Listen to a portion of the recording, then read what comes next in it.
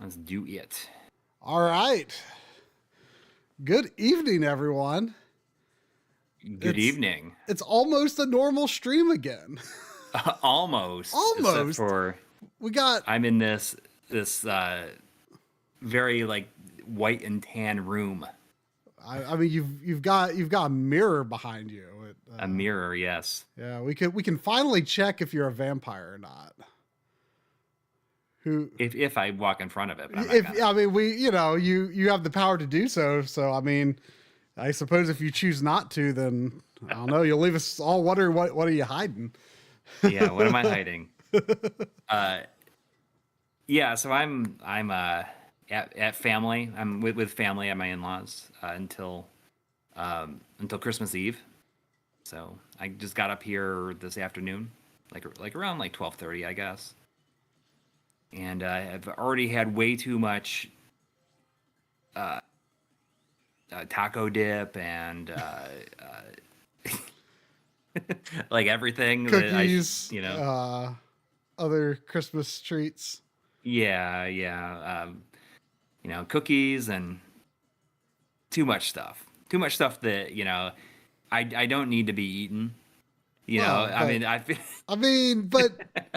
But you do. I mean, it's all part of the celebration. Yeah, I mean, what can you do? But I don't know. I was not when I was editing the video that came out yesterday. I was like, I don't really like what I'm looking at here. So maybe I need to do something about that. I mean, so that video's done pretty well. Yeah. Probably a lot better than expect. Like, I wonder if it's the best performing ad lib we've done. It might be. It might be. Those tend to not be super popular. I think we picked a good topic for this one. Yes. It was a good idea that you came up with. And the funny thing is it was well over 4 hours in length that I was able to cut it down to under 3 hours. Yeah. So there was over an hour of conversation, just because we felt the need. We recorded in two different segments because, I had to go and pick up my kids at one point, and we came back and we're like, all right, so since we don't need to rush, let's just take as much time as we need.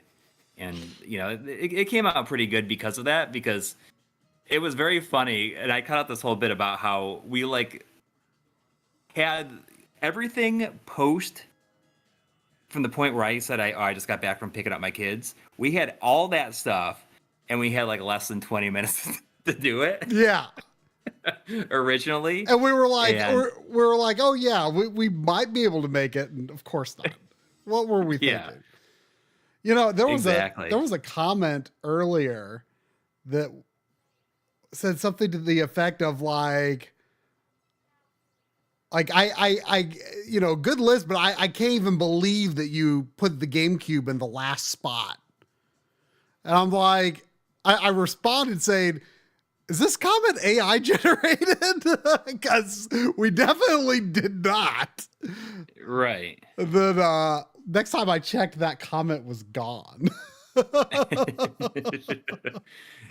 Yeah, it's funny because a lot of times if you respond to a comment and you wonder, you can just kind of say, this is the reason why this was like this. It's funny when you go back and that comment is gone. A few weeks ago on the live stream, I think it was with the Digital Eclipse stream, the Power Rangers stream, where it said, where it had the pre-stream stuff on there, and it says how lazy can you be leaving that in there? And I said, well, I wanted to get it out as quickly as I could, and if I cut that out, then the whole video needs to reprocess, and you wouldn't be able to watch it right away. If people, or if people were in the middle of watching it, not watching it live, it would cut them off. And then that comment disappeared. So, I see that someone's like asking how the year end video is going. I feel like we're in pretty good shape in general Yeah. with the year end video. Uh, it's Maybe. you know what, it was only kind of a wake up call when I realized. So our longest year end video came out in 2022, I believe, where it was like almost 2 hours, and that the script for that was 29 pages, and that script even included spaces in between every time you had like a soundbite from a game in there. Like you wrote that all in there. And this time, I was just looking at our script, and our script is currently 29 pages, and I barely even wrote anything on my last segment. Well, and the other scary thing is, I think this is pretty typical of how I do my scripts for the games we played, but I'm not positive. Like I just did each game as like one big run-on paragraph, no breaks, just so I could like easily see like, okay, this is a game, this is a game, this is a game, this is a game. Yeah. So, yeah, if in my previous scripts, if I broke up that a bit more, then yeah, it's, there is some concern for me anyway, but yeah, we will, I wrapped up a little Let's Play that I did for Digital Foundry today that took way longer than it should have, just because like for some reason the way I set up the project was just really heavy in Premiere, and I have no clue why. Like there was no reason for it. Even when using proxies, like something about it was just like really bogged down. And it just, so I was hoping originally that I was going to be spending like all day today and half of yesterday on this the games we played, and that ended up not happening. But at least that's done. So there's like, other than just like Christmas festivities, and you know, a couple of streams, there's nothing in my way. Yeah, I mean, pretty much other same than here. time. You know, yes, exactly. But I don't feel like we're in a situation where it's going to come down to the wire like it did last year. I mean, I'm very intent on making sure that doesn't happen this year, because I feel as though my life goal is to just like be able to completely take the week between Christmas and New Year's off every year. And I say like, oh, you know, next year is going to be different. And it's like never different. Well, it hasn't been different for, I don't know. We've been doing these since 2017. Yeah. So, and it's like, sometimes I guess like, I guess when I moved in 2019, I was able to finish a little bit more ahead of time. Yeah. With that one, because I knew that I had to. I didn't have that much time to you know, figure out. I had to break everything down after a stream because it was time to start moving. Well, I mean, I wasn't really too clear on what you thought, but like we briefly discussed like, what if we like release, like edit and release each game as we play it, do a little segment and release it just for Patreon or YouTube members. Right. Like that's something that we dabbled in. I feel like you did that like for a little bit. Oh yeah, years ago. I forgot I did that. But like I with Dust and Elysian Tale. Yes, I'm feeling more serious about it though. Like I feel inspired to make that actually happen. So yeah, which would probably result in like a 4-hour long games we played if we're like actually doing it throughout the year, which is people would probably love.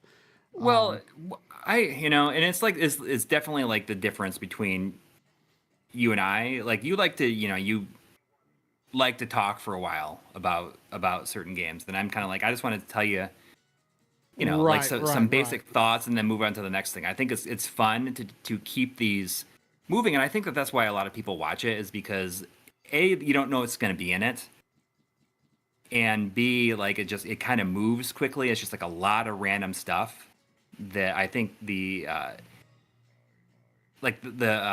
unpredictability of it is a lot of fun. Yeah. So I mean, I think a lot of people wouldn't want to watch because of that. Like they want to save it for the games Right. we played, but I don't know. Like I feel like we need.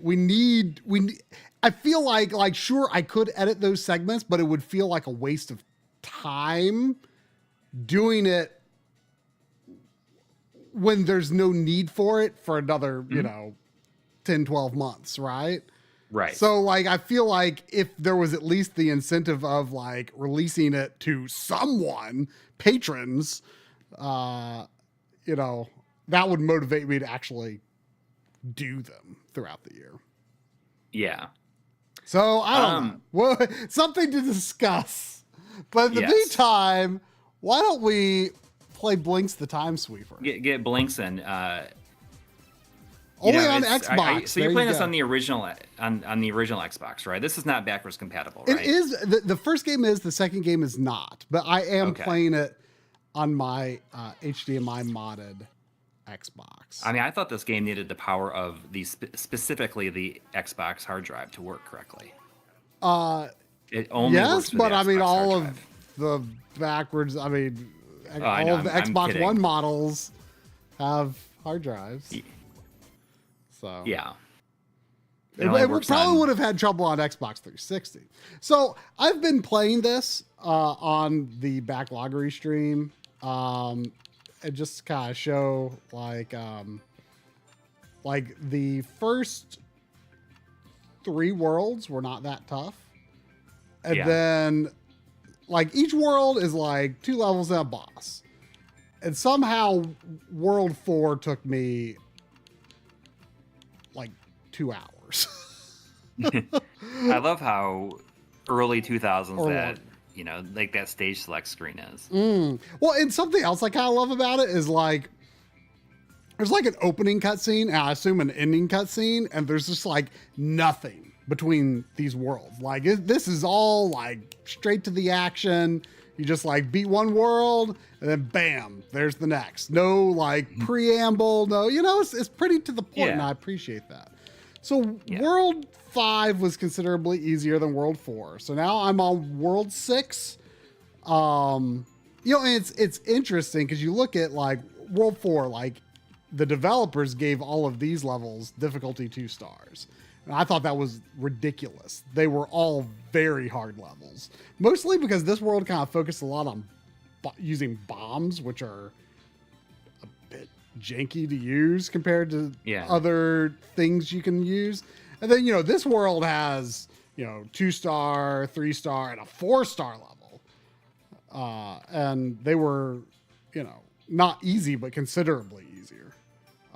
So anyway, each level, we're going to see how World 6 is. Each level has a time limit of 10 minutes. So, you are up against the clock. And the main goal, you can see the enemies that are in the level on the upper right. The main goal is just it's very much like a classic arcade kind of game, more so than like a typical platformer of its day. Oh, that's cool. Honestly, because like you've got a time limit, you've got to defeat all the enemies and then find the exit. Like that's all there is to it. Yeah. Like it's honestly a pretty straightforward game. Now, okay, so I just died here. Something kind of interesting is it's like functionally a one hit and you're dead game, but your hearts rewind it. Your hearts rewind time until a few seconds before you got hit. Oh, that's cool. So in other words, like you cannot proceed after getting hit, but you still have another chance. Yeah. So we had a $10 donation from Enchilada. Whoa, thank you. About 12 minutes ago. Sorry about that. I'm sure you're still here. We got rather chatty. Yeah, it says, don't blink so you'll miss Blinx. I'll say happy holidays to you and your families. All the best in the year to come. Happy enjoy the Raging Taco. the raging taco. I hope it won't be a too raging of a taco. Yeah. Well, that sounds messy. Thank you. There's also $5 from my Oh no! There's From another one my of those. Grandpa I didn't Bob. realize it was gonna be one of those. There's a $5 donation from my Grandpa Bob, Robert Carlson. Thank you. Saying, am I the only one who disliked the Pocket's cartridge slot? Way too exposed. I've crashed my game by mistake with my finger. Skill issue on my part? Absolutely not.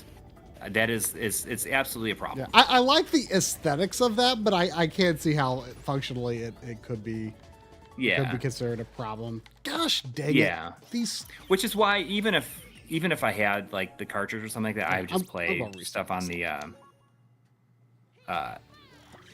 FPGA or on the I'd play the ROMs off of it, and then use something else like transfer my save files to the cartridge. I'm not on the toilet. I'm in the guest bedroom at my in-laws' house. I mean, I could believe it was a bathroom. Yeah, it's not though. I mean, it's like a bed here. I'm on a bed. You can see right here. No toilet. I'm sure there are bathrooms with beds. Perhaps. There's also $5 from Container 7 with no message, but thank you.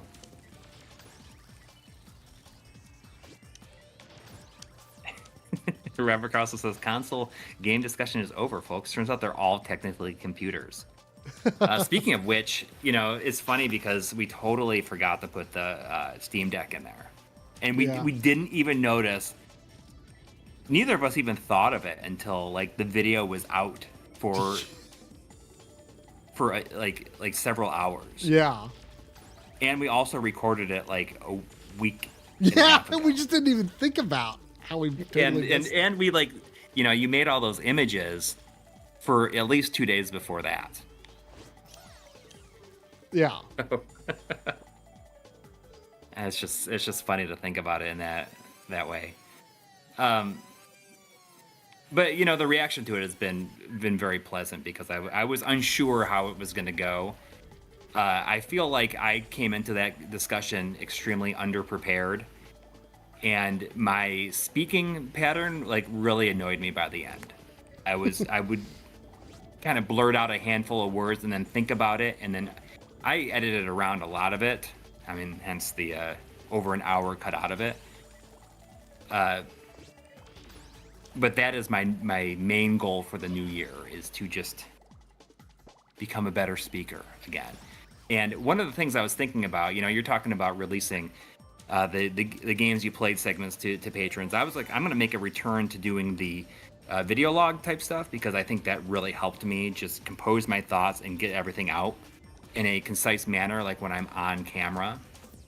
So that's something I talked about in the new Here's My Question for You podcast that made its return after being absent for exactly 6 months to the day. Wow. So that was 2 hours and 15 minutes. So people that are like really interested in what I had to say can listen to me for 5 straight hours this week that came out. Like in videos that came out this week, videos and or podcasts. I listened to it when I was recording some B-roll. You might hear yourself in the background. Just right now? What? I said I listened to it while I was recording some B-roll. Oh. So you might hear yourself in the background of some of those clips funny. I sent you. That's very funny. So Shadow Mask says, I'll get Guilherme Rovita's super chat in just a second, but Shadow Mask says, you seem more comfortable speaking on stream since you started the podcast. That's all right to say. And that's actually probably true, because, and maybe that's why I had such a hard time readjusting with the recent video, because we hadn't been doing it for so long. So we'll see. I think that the podcast is back. I think it's back. Anyways, there was $5 from Guilherme Rovita. Thank you. Thank you. Saying, I bought the Chromatic and I like it a lot. It does one job, which is Game Boy and Game Boy Color, but it does it very well. The screen is amazing. Was missing in that video. And you actually mentioned it, but I edited it out. You just said you said something about how like if you had it, here's how you would rank it. But it's also hard to say that when you haven't held it in your hands. There was a lot of stuff that I cut out that was Speculative. like, oh, here's how I would rank this thing, or here's how I got this thing. You know, I just felt like that did not add anything to the conversation, and it just for time it would just wouldn't work well. I think it would be more annoying than not. Rooster Blood says, I'm waiting on the thing on the new podcast with Coury just out of nowhere dropping a swear. And it does happen. It does happen. I love to randomly drop like one like bad swear or curse. But the chromatic, I mean, I don't know. Like I have zero real interest, I think, in it. Yeah, my whole thing with it is, you know, as I think I've said it before. I don't especially like the Game Boy Color for pre-color games, and Right. I'm kind of the opinion that, like, you know, I don't think the Game Boy Color library is that strong. And, so, I'm sure it looks incredible for Game Boy Color specifically. Mm-hmm. But, yeah, it just, I'm not that interested for myself personally, but I think making the screen like that was super cool. It's really cool for things like that to exist. Yeah. For sure. So did you hear the thing about how they use like a fork of the Mr. Core, which is open source? Right. I did. I saw. But it is kind of crummy that there's like no credit at all. Right. I saw Bob's article about it, and I feel like exactly. he had the right take, which was like, okay, that's cool. Like, you know, they used, and they put it out there. They put that information out there. They used the correct licensing as far as he could tell. You know, nothing wrong with that, but it also just seems like it just seems like, well, you could have given this, you could have given a little more credit where credit is due, just to be nice. Right. And also, like, frankly, to like give more credibility to your own product, frankly. Yeah. Like, absolutely. It's weird because I wonder what the process is. Like if that was discussed, like, hey, do we want to do this, or do we want to like only give as much credit as we need, or was it like let's not mention it? Because if it was me, I would feel the need and desire to like really put that information out there. Yeah, like look, this is based on, whenever we like mention something that we like learn from somebody else, like in a video, we always mention the people and, you know, just explain about like what they have told us, and you know, like it's unfathomable for me to like think about just like barely doing that or not doing that at all. I don't want people to. I don't want to risk. I think that you just like know how to do this stuff. Like, yeah, I don't want to risk people thinking I'm smarter than I am. Like, that's a big responsibility. Exactly. You know, there was a $2 donation from Mike Stuff. Thank you. Asking favorite Christmas theme level or game, and mentioned Astrobot with a question mark after that. And that new Astrobot Christmas level is great. I mean, one of the best levels in the game. So good. Good. It's just, it really just, it drops you in there, and it's a wide open area, and you can try all the different power-ups and find stuff in there. It was a lot of fun, and I would really like to see them revisit that kind of style for other holiday-themed levels. Hopefully they do. Yeah. So, yeah, I mean, it's... other than that, you know, I haven't played it, but I just bought it because it was on on PlayStation Network is like on sale for like $17 or $18, and I didn't have it, and I know that you have it physically. Is the HD version of Resonance of Fate, and that has a pretty great Christmas level in there. Isn't that where you like are throwing presents and stuff like that? I forgot it. Have you beaten that before? I've never. I have the PS3 version, but I've never really played it. But I saw it was on my wish list.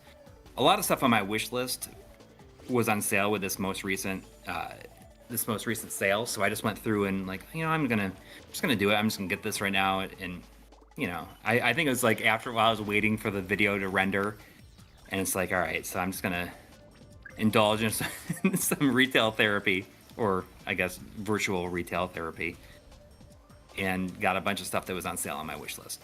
And that was one of them, and I'm pretty sure that has a pretty good Christmas level. But you're like doing like slow motion flips upside down, like throwing presents, like you're delivering presents, but it's like plays within the game's battle system, right? Yeah, it's been a while, but that sounds about right. Mm-hmm. I mean, that I guess that explains, it's as good as it is if it's like made an impression on somebody who hasn't even played the game. But other Christmas levels. I mean, Christmas Nights obviously is great. Okay, Wish I still had Christmas Nights. I had it. I can do it. All right. Whew. That's a positive start. That level didn't take that much effort overall. It wasn't easy, but that went a lot better than the first level. It took me an hour to do the first level of World 4 on the Backloggery stream. It was so absurd. Oh yeah, Secret of Mana, where you go to Santa's castle and fight him after he got possessed. I'm pretty sure that Santa is in Visions of Mana also. Makes a return. I always think of the Banjo-Kazooie level, although I would hesitate to call it like my favorite. Like I'm not as big of a fan of Banjo-Kazooie as maybe most people most talk about the game. Most N64 enthusiasts. Yeah. But you got to say it like the Trials of Mana guy. Enthusiast. Supernatural enthusiast guy. Oh yeah. I can't think of the word enthusiast without thinking enthusiast. The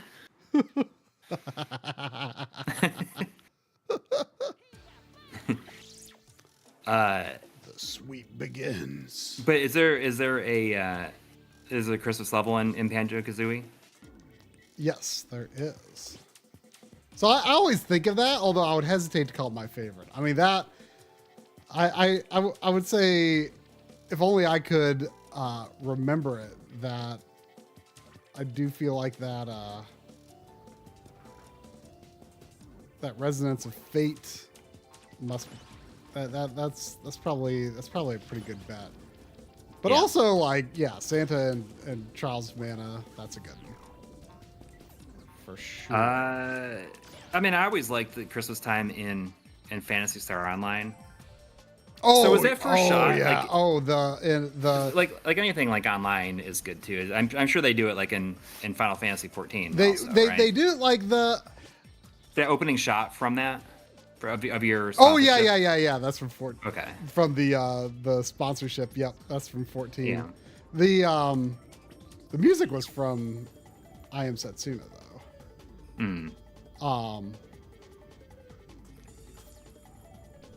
But yeah.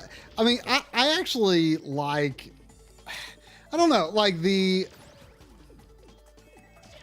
do good little seasonal events in 14, but I prefer what they did with the music in 11. Like the sort of the central hub city, Juneau. It's just got like such a good Christmas remix. I actually later wished I had used that instead. What? I wish I had used the Final Fantasy 11 Christmas music instead of Juno, or yeah, the Juno music instead of I Am Setsuna. But I like it. I Am Setsuna. So we should be drinking eggnogs. I mean, I could go get some. not spike. I mean, I could maybe spike it, but I don't know. I don't know if anybody would be cool about me drinking beverages in bedrooms here. So I'm not gonna. So I took my kids to see Sonic the Hedgehog 3 on Friday. Like, I picked them up from school, and we went straight to the movies. And it was pretty good. It was good. I mean, did you ever see the second one? Have you seen either one of them? I haven't seen any of them. No. Oh, okay. Well, I mean, that first one is, you know, it's all right, but it ain't that great. It's fine for what it is, but it did well enough that they could go to that second one and say, well, let's take a little bit further. Let's put some more game stuff in here.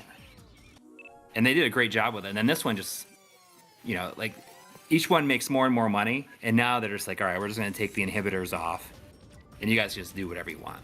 Yeah. Basically. Which is Keanu Reeves' Shadow. Exactly. And which is like incredible. I mean, as someone who knows very little about Shadow the Hedgehog, I can still say that's incredible casting. Yeah. And what's funny is, like, you know, I haven't played Sonic Adventure 2 since it came out. Mm-hmm. I mean, I have played games with Shadow in it, but I still consider myself to like not know much about him because I'm just not I'm not a Sonic fan. I don't think about these things. Right. I mean, neither did I. You all done? It's okay. You're fine. You're over there. Sun's coming in.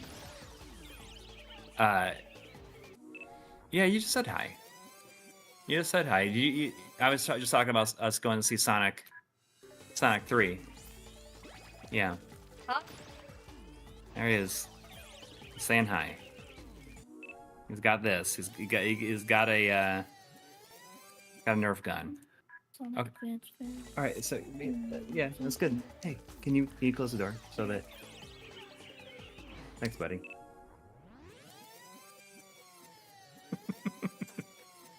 Oh, you don't need to lock yourself in here, no.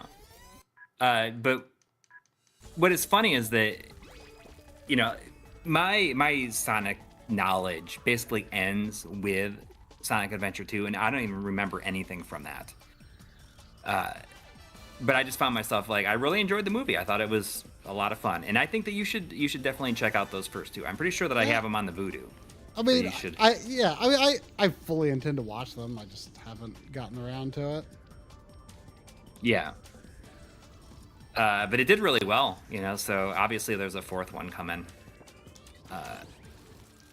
It really feels like the people making it know what they want to do. Okay, we get it. We get it. We see ya. We see ya. Everyone sees ya. Just no stream. I know. Well, you're gonna get us flagged because we have children on our live stream. It's gonna say, does this live stream contain children? And now we gotta check yes.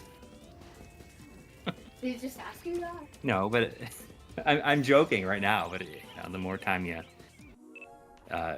spend on here, the more chance that we would have to do that. Yeah, I don't really like how Voodoo was changed to Fandango at home. Yeah, you know? It's not as easy to say. Yeah.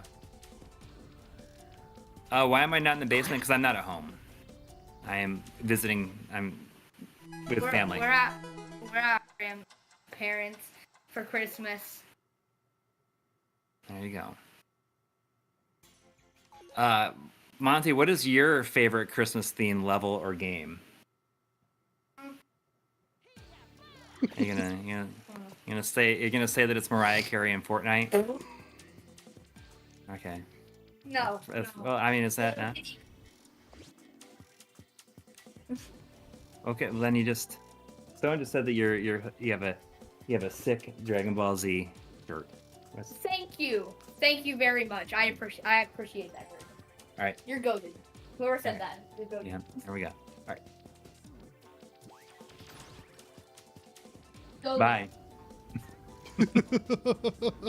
Go on, get.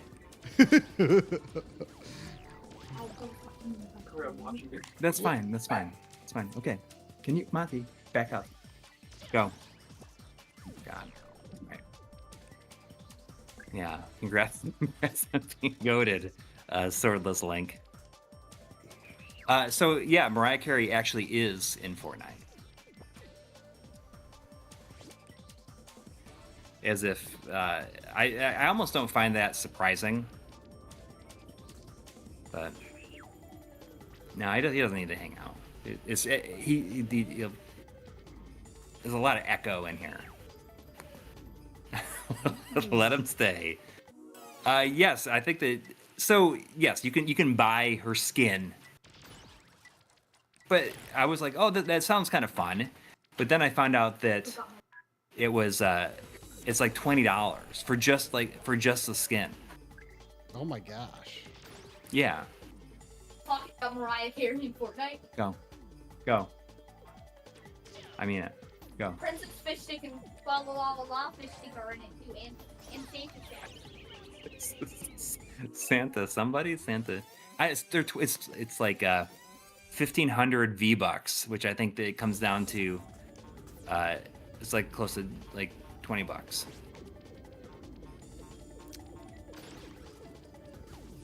There's $5 from Mega X6 with no message, but thank you. Thank you. Making a holiday appearance close to holiday. Has I saw that this was something was coming, and then I heard nothing about it after the fact. Like, has there been dire implications in your household over Skibbity Toilet coming to Fortnite or whatever? I mean, it's I've been shown it. Yeah. Yeah. And that's one of those things, I don't know how they're quite getting away with it, because those are all built on Valve assets. Right, but have the Fortnite, like, have they been Fortnite-ified? I think so, yes. Well, then I just want to say that, get it right way over. So we got Ashura here saying that he just got out of, had emergency open heart surgery 3 days ago. What? Glad to still be here. He's watching from the hospital bed. Jeez, dude. I hope you're doing okay. Hopefully everything is successful. That's insane. Yeah, that's that is absolutely insane. Yeah, that's not fun. Yeah. But glad you are here joining us. Yes, I'm hopefully a quick recovery. I was standing around with 100% blockages unknown. How did you discover that you had them? Did you just like collapse, or did something happen, or like how did you say like I need to go to the hospital? Whew. I made it in with no heart attacks somehow. That is insane. That is crazy. Jeez. I mean, I can't even imagine, but I'm glad that you're doing okay now, but I can't imagine what the lead up to it was. Like, it's just one of those things that I guess you never know that's happening, right? Until it's happening, And it's, I feel like sometimes I'm getting to the age now where if I kind of have like a bad headache one night, I'm like, man, I hope I'm not going to have like an aneurysm or something. It is scary. I mean, I get a lot. I mean, this is something I've dealt with like most of my life, where I just feel things in my body. I think I'm just like very. There's like a term for it, like it's like. Where you just think something's wrong. Just something's wrong with like you. Hypochondriac? Hypochondriac, like that's. that's like part of it, I guess. But and it's always like, well, there's nothing wrong with you. There's nothing wrong with you. I can tell you what though, that if you don't want to wait at the hospital, you just go in there and tell them you've got chest pain. Yeah, and they'll let you in. They'll they get you in real quick. That's the secret. But then because this has happened to me twice where it's just like, man, like I feel an extremely mild sensation in my chest that's just like not going away. Like, you're supposed to do something about that, right? But then you feel silly because you go to the hospital and they're like, nothing is wrong with you. But they do all their tests, and then like almost as soon as they tell you nothing is wrong with you, then it just like goes away. Yeah. It's like it. But still, you never know if you never maybe know. they. So it's like you gotta like. Yeah. So sure saying, I was tired for a long time and did a lot of tests with cardiologists. I was telling you how tired I was before, I think, Coury. They wanted me to go get a cardiac cath to look at my heart the next week, and I didn't make it to the next week. Oh. I went down to the basement, and coming upstairs, I felt dizzy and sweaty and checked myself in. I thought I had some blockages for stents, but then they said 2 100%, and it's 60%, I think. Jeez.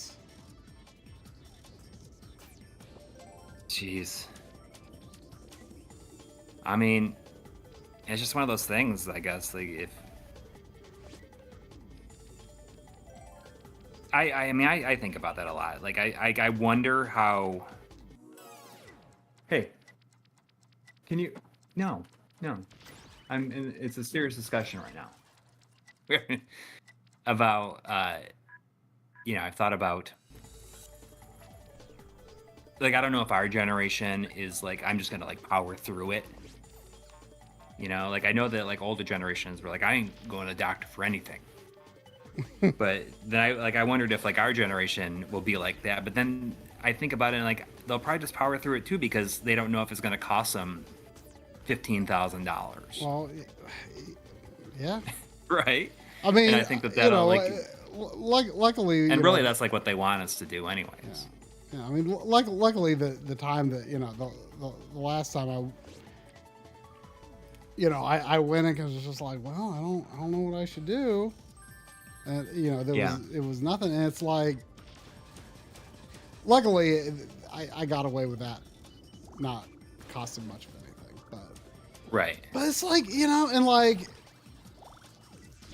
The last time I went, it's not just chest. It can be anywhere in my body where I just like get really fixated on just like sensations I feel, and like it could be anywhere.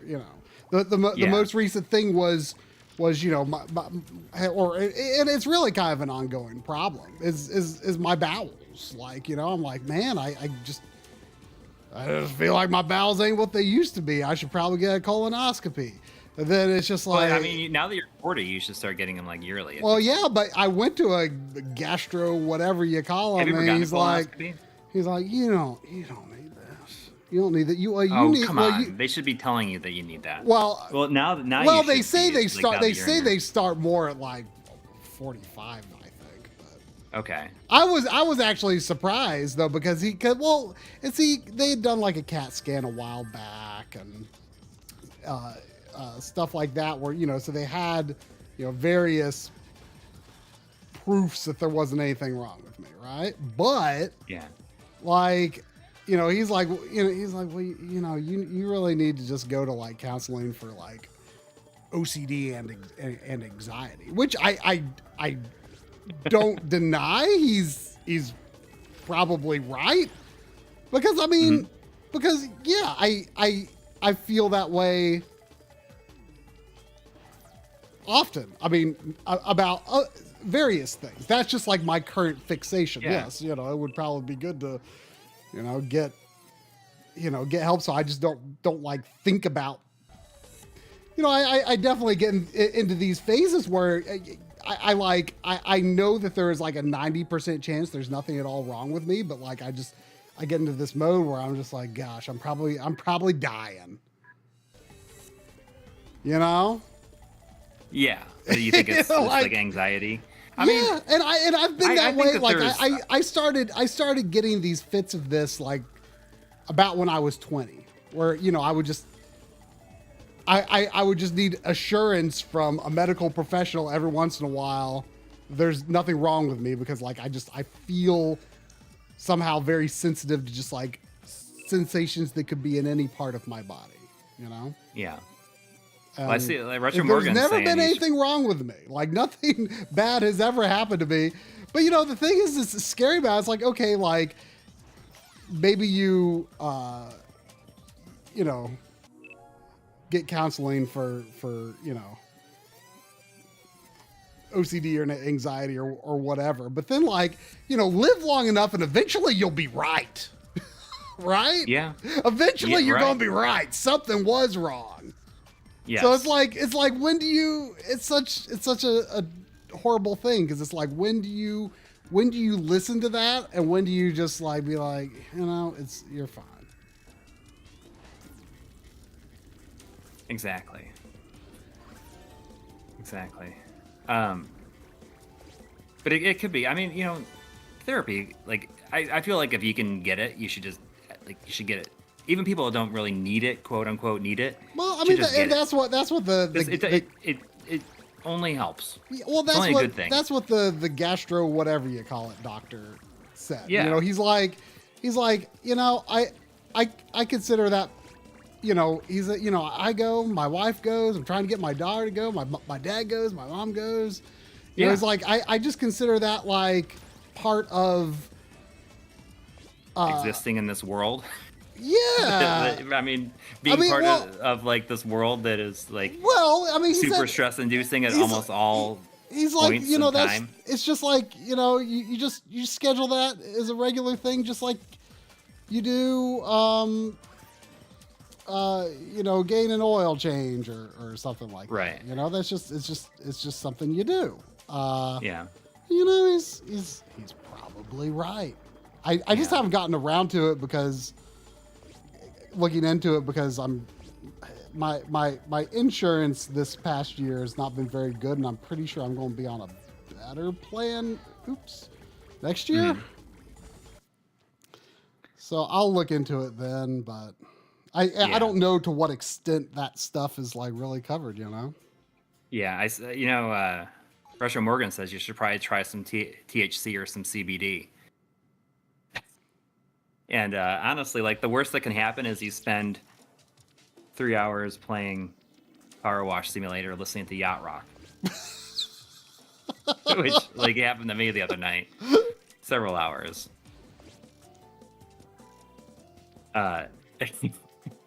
Depends on your plan. I see Chris knows what I'm talking about. What? No, you're good. You're good. That's fine. No, you're fine. I feel like I could like listen. I linked. Rich Morgan's like, yes. I mean, it doesn't get better than that. Like I found out that I discovered that Power Wash Simulator is surprisingly good while listening to some specifically Christopher Cross. Are you going to bed? It's okay. We close the door all the way. You care? You want to come say hi? You're okay. My daughter wants to come say hi now. She's not feeling well. There she is. You saw her in the mirror there for a second there. That means that she's not a vampire. Yeah. We still are unsure about you though. Yeah. I mean, I could stand up, but I don't know. Yeah. I mean, I definitely played Power Wash Simulator for several hours. Listen. He likes so much. He downloaded on my Switch too. I know you've never played it. Yep. You should try it. All right. Retro Morgan,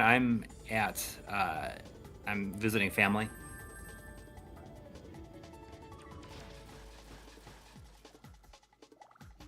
So I might have to, maybe I'll switch to a different room here, but she might be going to sleep. But she's got headphones in. Hey, how are those knockoff AirPods? Are they really bad? The mic's really bad, but like, there's really no difference. Yeah. We went to Five Below the other day, and just like did a whole bunch of like Christmas shopping for people. Yeah. Have you been to a Five Below before? Maybe once. Are you familiar with Five Below? What? Maybe once. I mean, I it was a long time before I knew what it was. Just doing my hair clip.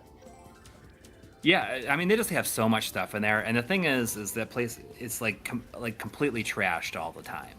But now it's especially trashed because everybody just like going in there and getting Christmas gifts, and they have like so many different like random shirts there. Like if you need shirts with like stupid stuff on them, it's pretty hilarious. There's one I thought it was just very funny. They had like a cow with like facing head on with like missiles or something like that on both sides, and it said like lactose tolerant or something on it. I was like, who even thought of this? Where did this even come from? And all their shirts are like $5, $5.55.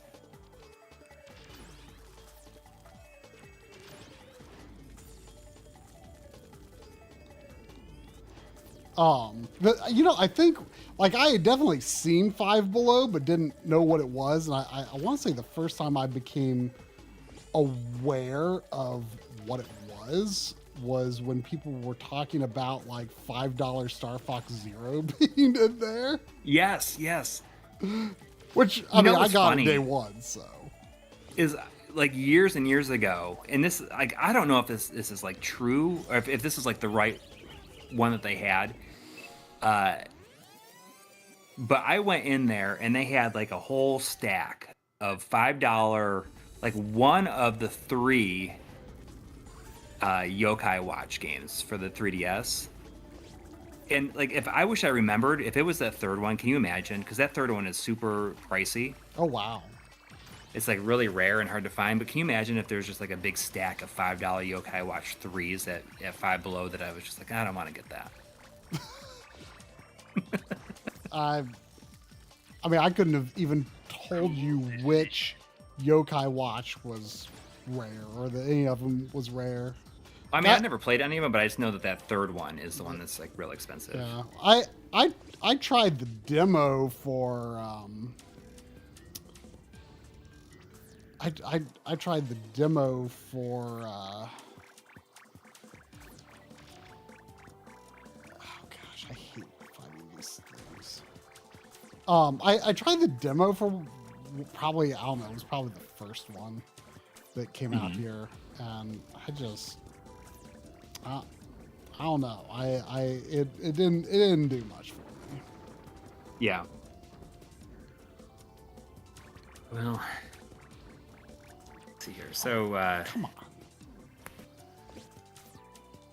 I want to say, Voltaire said that the latest video is a masterpiece, probably the best video that we've ever committed to YouTube. Wow. An absolute okay. masterpiece. Masterpiece. Yeah. Masterpiece of YouTube. I feel like thank you, but I don't think that I don't think that's true. He says it's even better than videos involving him. Which is it makes me hope that you're kidding with us. I think that you are. Anyways, Mega X6 has been a member for 33 months in a row. Saying, what Christmas games are you guys playing, if any? Miles Morales and Mario and Luigi Brotherships are mine. Also, reading Christmas comics in DC on DC Universe. Is Mario and Luigi Brothership Christmas? Yeah, or are you just playing it during this time? Yeah. Because I'll tell you that, I want to finish this year-end video because I'm really just excited to indulge in Red Dead Redemption 2 more. But I played the most un-Christmas game last night, where I finally sat down and committed the 3.5 hours that it takes to play through mouthwashing, and it kind of messed me up a little bit. Yeah. It's pretty dark, and the title does make sense. Huh.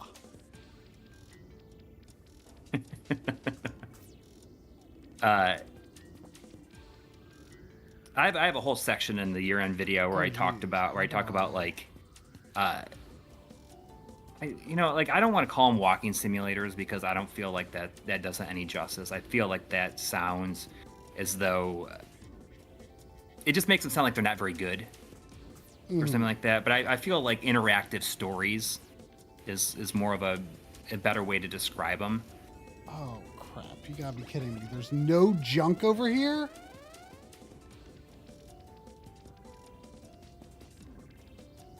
Well, I guess it's not.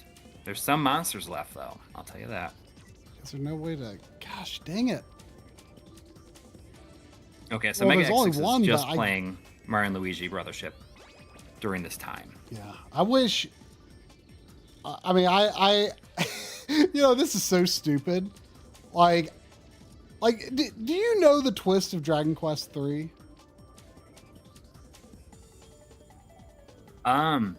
Is that it's a prequel? I mean, that's part of it, I guess, but, oh crap. But like how you start to realize that.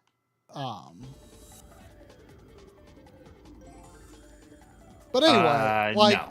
I have not. No, that's the only one in the that and 7 are the only ones I haven't played in the series. Okay. Well, I mean, I've certainly thought about the twist many times in my life.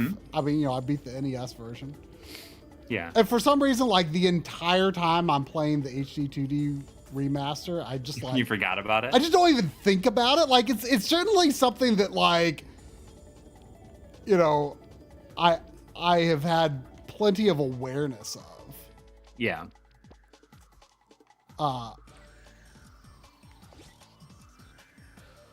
Okay, this is gonna be tight. I just have to get up there with enough junk to kill that thing. Where the heck does this balloon take me? Oh gosh. Really quick, I want to say that Assured was just saying the crazy thing is they did a CT scan and echo, and those were normal. When I did the stress test, it was abnormal, but I was still ejecting proper blood. Oh crap!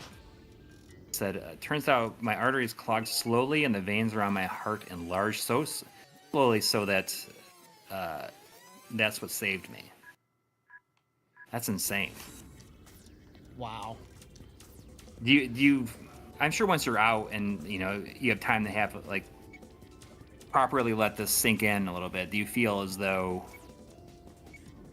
your outlook on life has been severely changed? Whew. Suddenly you very tight deadlines there. were given this time that levels. it was not sure that you're going to have.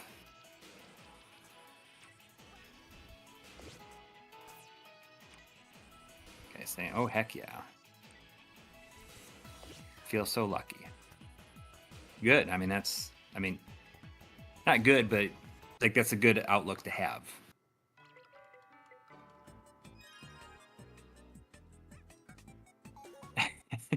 I mean, you would think medical science would be to a point where I feel like it's not. You think it would be, but there's so many people that they just can't figure out what's wrong with. Well, I know, but just basic common things like what Assured just went through. You would think that at this point, determining if that is happening to you would just have become a much more regular, like that had to have taken some time to happen, right? So Yeah. you would think that it would just, you would think that just like avoiding some of these like basic dramatic things like from ever happening to you, like just like, do you have this problem? Like check it regularly. I mean, maybe that's why I've got these like, you know, these like obsessions that I like can't knock out of my head sometimes. Cause I'm just like, why, Yeah. what? Like, I just want someone to like, look at me, look at me and like say with a good deal of certainty that there's nothing I need to be worried about. Like why aren't we just like checking these things every year? Like, why not? Why not? I mean, and that's something like I realized like 45 is when you should start going like every 5 years, but now they're saying the 50 is when you should get colonoscopies. Well, they keep starting bumping, every 5 years at 50, but I feel like I should just go. Like maybe like I'm gonna be 46 on Thursday. Oh my gosh. I'm gonna be 46 on Thursday. I mean, it's like we're in the downward slope towards 50 now. That's I've reached that middle peak of my 40s now. It's like now it's the downward slide in the 50. And you know, just a year ago I was 32. Man, this is the turn. It's very funny to think about. You know, you go back and you watch those first videos on the channel, and I'm like 33. What a baby! What a baby! Right? It's weird to think about that, though. In those early videos, I'm 33. But I mean, you know, what's funny is that, you know, I was just talking about editing that new video, and I was like, man, I wasn't liking what I was seeing, like in me. And I'm like, man, like I don't know, like I felt like I was like in a really good place, like all summer. I was like really like physically active and like eating good and exercising a whole bunch. And then just since I want to say like beginning of November, I've just like fallen apart. And I feel like I need to get it all back. But you know, it's funny because like working on the year-end video, I go back and I look at some of the other ones. I'm like, man, just like 3 years ago, it was like a massive difference.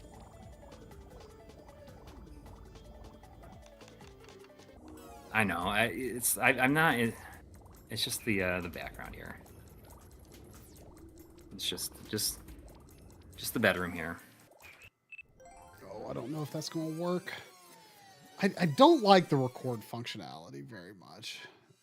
Yeah. It's an awkward mechanic. I mean, I don't want to do like, I don't even know what Cologuard is, but I feel like if I have the insurance, I might as well get the colonoscopy. Besides, I feel like you lose like 5 pounds and whatever's like built up inside you when that happens. Have you ever gotten a colonoscopy yourself? Nope. But I tried to convince the gastro guy to like gosh, it would sure make me feel better, and he's like, you don't need one. You're fine. You need to see someone about anxiety and OCD. I'm just like, why not both? Well, probably he would think that, you know, he's like, you know, we've got enough evidence that, you know, between that CAT scan and, you know, your blood work, there's nothing wrong with you. And, you know, probably his thinking was like, well, if we do that, then, you know, he's not going to, you know, get help for, you know, medical anxiety. And right, you know, so like that's probably his thinking, you know, because I mean, yeah, it's, you know, it's an ongoing problem. It has been for like half my life, you know, so it comes and goes, you know. Sometimes I don't think about it for a long time. Yeah.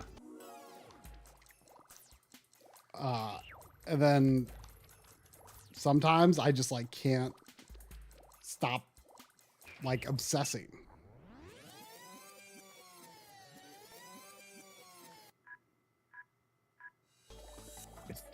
Robert Carlson. My grandpa Bob is saying, crazy to think in 30 years, all the streams on classic Fortnite will be full of colonoscopy talk too. Right? Like, you know, we had an old man, some of the backloggery people here. I know Cloud FF7. Yeah. He had us. He directed us to play Quake 2, and we like continued it on a Saturday, and that stream ended up being the old man talk. Drum was talking about colonoscopies. Yeah. Well, he's only a little bit younger than me, so it's like figures that like he's thinking about it a lot too. Well, yeah. Well, I mean, he said he had something removed during it that was like, oh, you know, that could be a problem in some years. So, you know. Yeah. So now they, you know, I think he said they have him on a schedule with that. Yeah. I mean, it's smart. It's smart if you can do it. Yeah. You might as well. And it's certainly not pleasant, but the only unpleasant part is like the lead up to it. Yeah. Like I mean, you've done it, right? I mean, I think I've had like maybe 3 in my life. Oh, you've had 3? Yeah. I don't remember why. I don't remember what my last one was, though. I feel like, you know, I was thinking, I wonder if I was in my 40s, but I feel like, I mean, you're just turning 46. well, I was only 40. I turned 40 in 2019, which is weird to think about too, you know. So I've been living my entire 40s in a post-pandemic or pandemic current and post-pandemic world, which is weird to think about. So I've not had one since the pandemic. Oh, so you had yours like really early. Yeah, I mean, I was in my 30s when I had it done, so obviously I guess it's been a little while, so maybe I should. Maybe I should.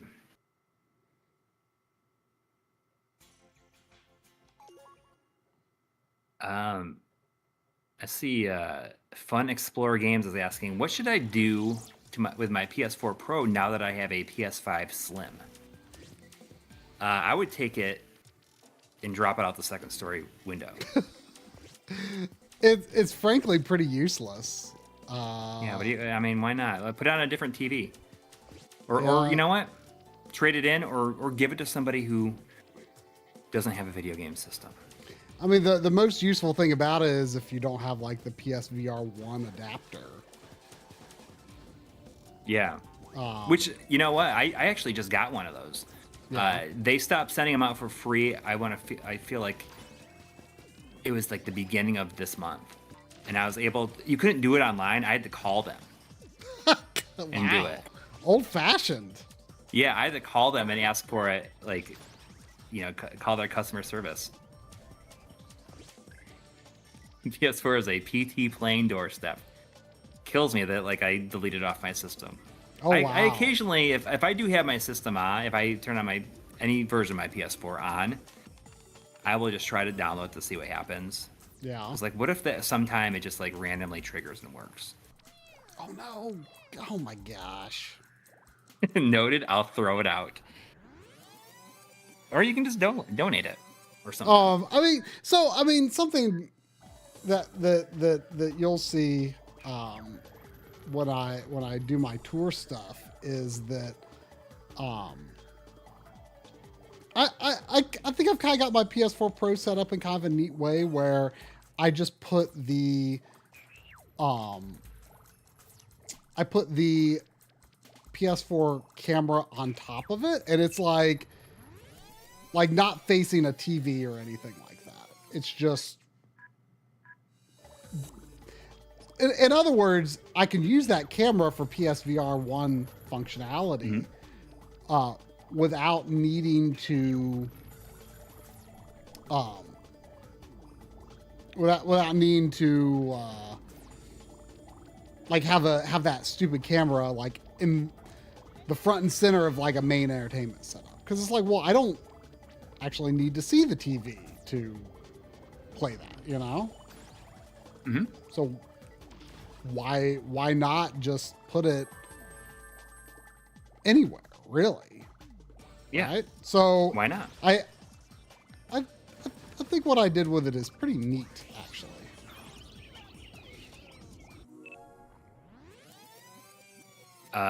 EW Rooney is still playing on an Xbox One VCR. Please don't judge me. If you watch that video, you know that we wouldn't be judging it.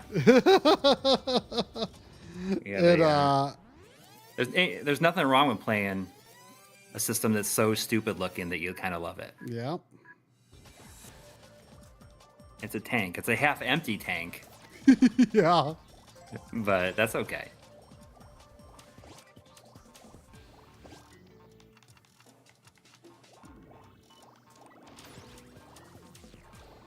Electronic Old Man says, I have one of those anniversary PS4s that was foolish enough to open and play, but it does have PT on it, so that's something.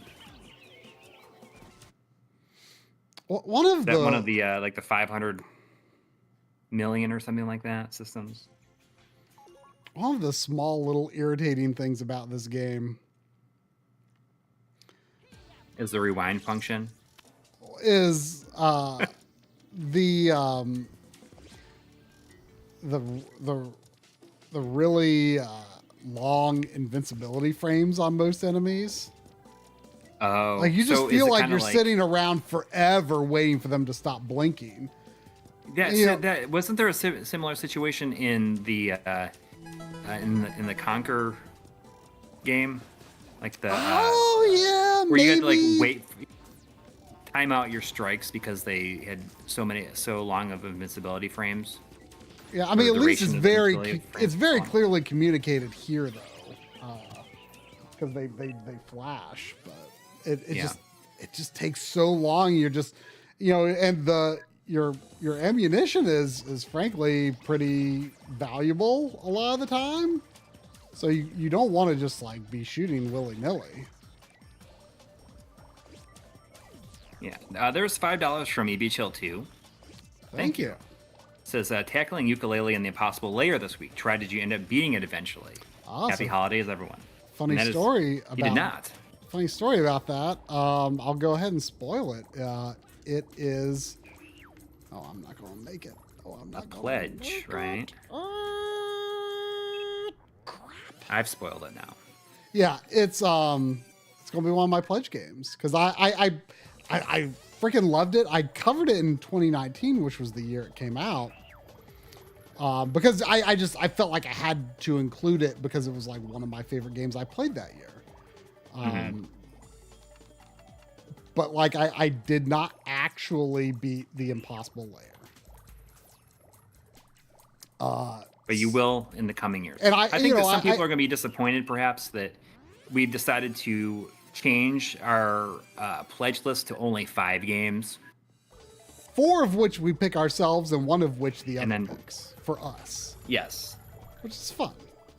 And also, I was doing the numbers and like, how much stuff we have left over from previous years. I think we ever got to the point where we played everything from previous years, then we would maybe go back up to 10 again.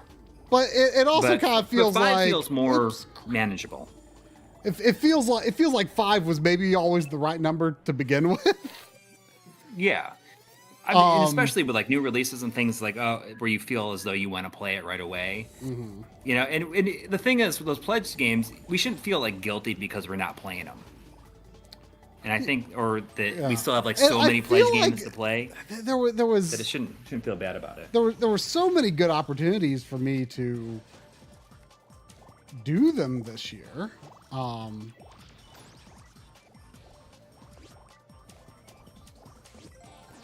But I just kept being like, well, here's a little something I'm in the mood for or something, Yeah. I do think my backlogging numbers are down this year. Oh, you gotta be kidding me. Jetstorm did 8 of 10 pledges this year. I did. I finished 2 pledge games, but I played 5 pledge games. And some of them I want to go back to, and I just never continued them. Like Landstalker, like I want to play it. Like I want to go back and play it, and I keep on saying I'm going to go back and play it. And now I know I got to pretty much start it over, which is fine, which is totally fine. But I like it enough. But it's I'm okay with that. That's one of the reasons I kind of like committing to the idea of like doing the little segments for patrons, because like I feel like we would take it much more seriously,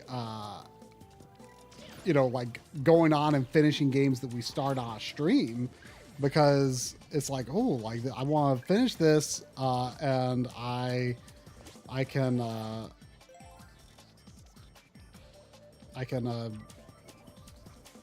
make a segment if I finish it, right? So yeah. Well, we'll see. We'll see how things go. I mean, I certainly will not discourage you from doing that. I don't know if I will do it. I mean, there's plenty of games in this video that I did not finish, but I guess I kind of set a rule for myself where if I played a game for in total more than 3 hours, I'm going to include it. Mm-hmm. Like even if it's something like, oh, this is pretty neat to play, and I end up not finishing it, right. But it's okay if I like played it for like 3 hours. I try to only include games I finished, but I'm going to include Blinx and Dragon Quest 3, even if I don't finish them. Right. I'm really close to the end of 3 though. Like that's what I was talking about earlier. Like I completely, like for some reason, like I was fighting the fake out final boss, and I was like, yeah, I guess I beat it. There's probably some post game stuff or something, and then I'm like, oh yeah, how have I like I said, like it's not like I like forgot about that twist. Like it's something I have thought about many times, and just like for some reason, I just was not thinking about during my entire playthrough of the HD version. Like it was just like it was gone out of my mind. So Mr. Bianca in the chat is saying you should enforce some kind of punishment for not finishing games on the pledge list, like maybe eating a jar full of mayo or something for each unfinished game. And I kind of feel like we could have fun with that, make it like specific to each game, like have a different failure thing you got to do for each game.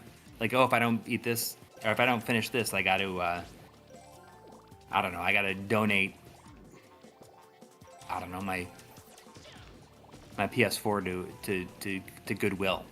Oh, no.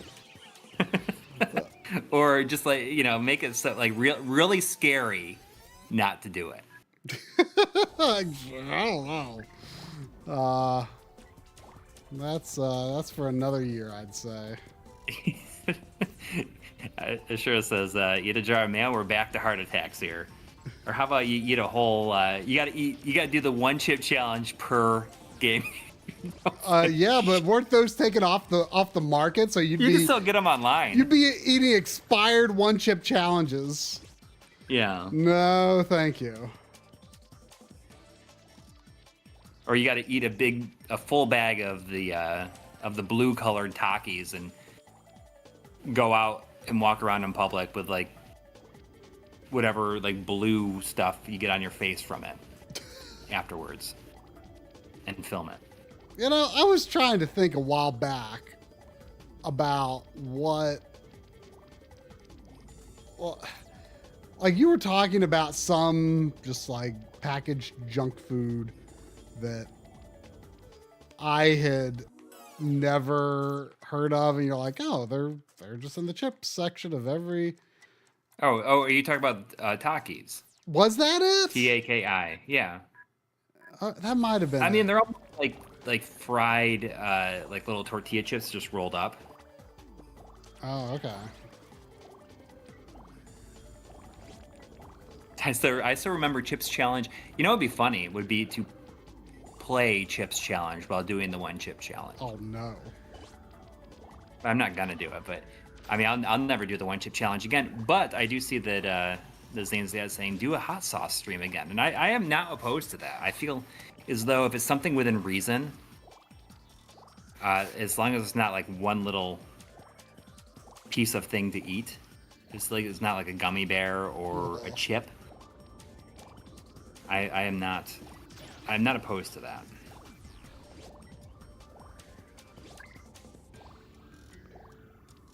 I feel like the last time we did hot sauce streams was before I had bowel paranoia. I don't know if I can handle it or not anymore. Yeah. Well, you know, it cleans you out. Maybe it's like a replacement for Maybe. colonoscopy. It's like Maybe. you won't have to. You feel like I don't need to drink this stuff before I get a colonoscopy. I did the one chip challenge the other day. Man, oh man. You're talking about it. Old man stream. Yeah, old man streams. You just call me old man streams. Oh, you heard about old man streams? I've gotten Old a real man kick out of calling. McStreams. I've gotten a real kick out of pluralizing Nellie's name from Nelly Bean to Nelly Beans. Oh, okay. And I started calling her the Laser Bean the other day. The laser beam? Laser Bean instead of Laser Beam. Sure, Laser sure. Bean. Sure, I get that. Did you fast for this blood test? Only ate one chip?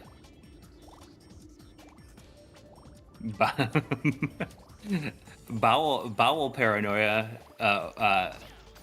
Ocean Big Shot is saying bowel paranoia sounds like a new band. A new band of old people. Bowel paranoia. This is where we're at. This is, there's less than 10 days left in the year.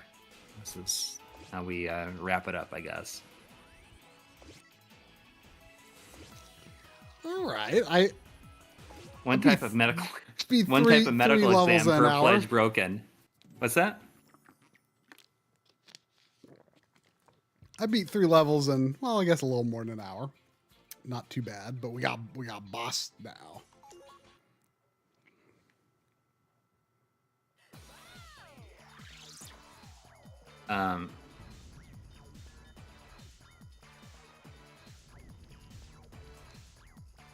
I see your comment. My daughter's like, oh, why you keep on talking about colonoscopies? Because we're old. Yeah. The dog's at home. She's at the kennel right now. Yeah, because we're not there. I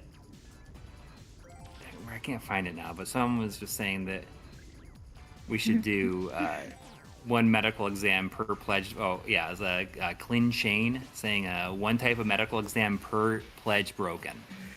I mean, I don't know, like... when you're a bit of a hypochondriac, that actually sounds kind of good. Don't make me beat no games.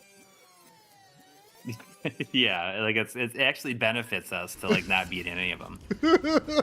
That's what we want, really.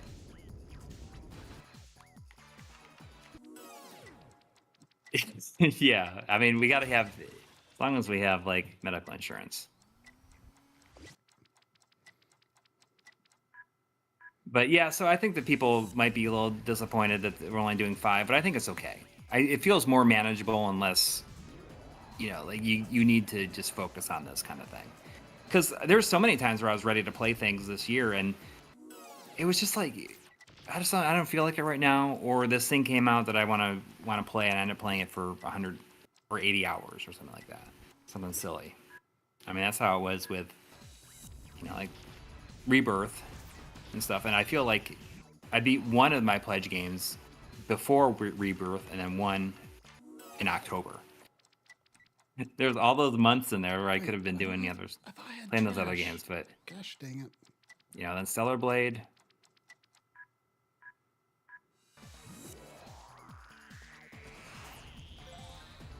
I still haven't decided on my 4th pledge game though. I don't even know what all of yours are. I don't know what that 3rd one is. I mean, do we need it to be a surprise for people here?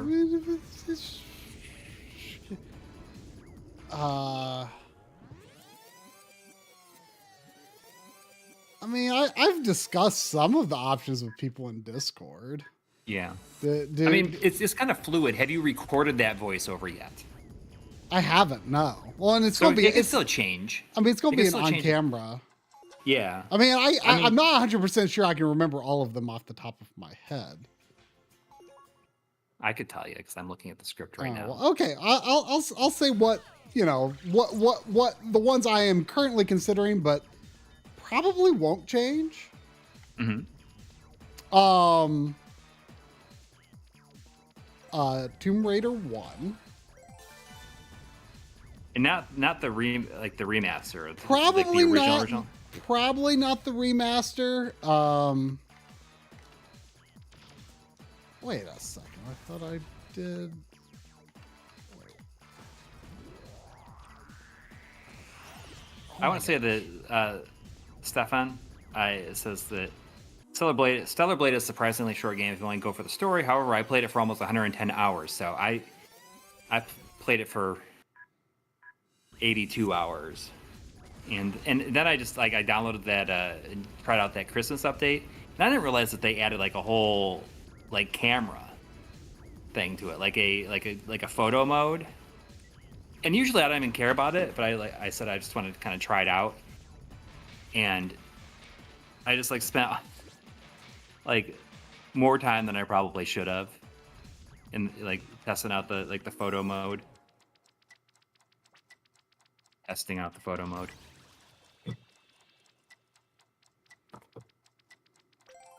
I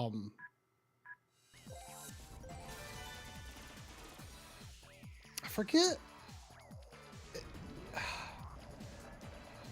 I think it was either Yush or Loto in the MLiG Discord who kind of talked me into doing the PS1 version of Tomb Raider, because apparently you cannot use the original save system in the remaster until you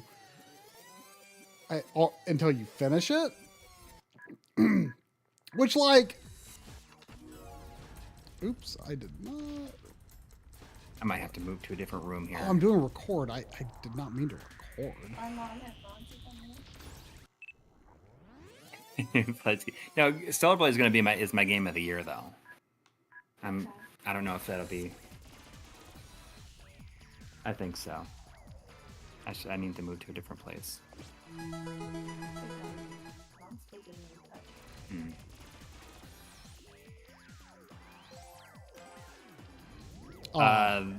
There was $5 from Matthew. You can continue your story in just a minute here. Say no big purchases for me for Christmas because I already bought a nice bass guitar. But thought about an ODE for my GameCube and maybe a nicer quality shelf with wheels for game display. Well, you got the bass guitar. You're good. I think you're good.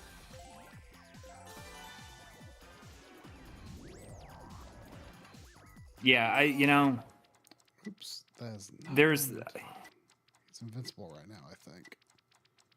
I was just, there's something about Stellar Blade that I just thought it was really fun to play. And you know what I'm thinking? I see on my pledge list, I have a lot of I already have The Last Guardian on there, which is, like a Sony game. But I'm thinking about swapping that for Bloodborne and giving that another shot. I mean, I still think Demon Souls remake is the place to start. You think so? Yeah. That or Dark Souls 1.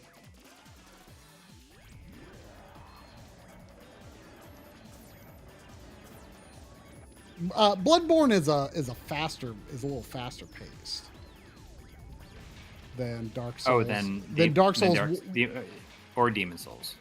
Yes.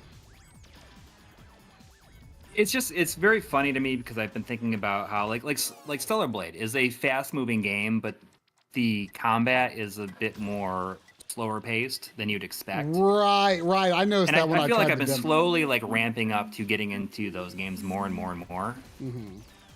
Like that style of game. So maybe it'd be good to revisit it now that I understand it more. Yeah. Gotcha.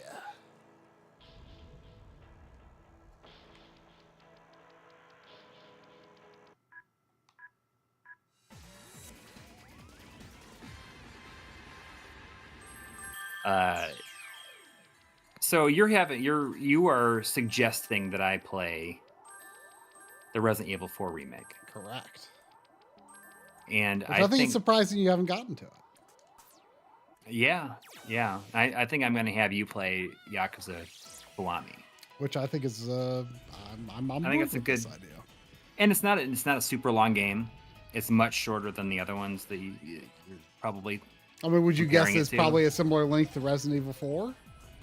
Probably.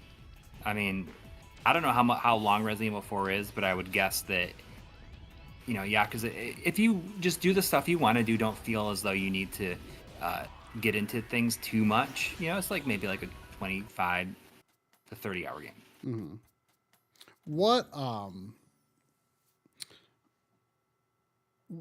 What would you say? All right, we're on round 7. Ooh, we're in the winter stage. How appropriate.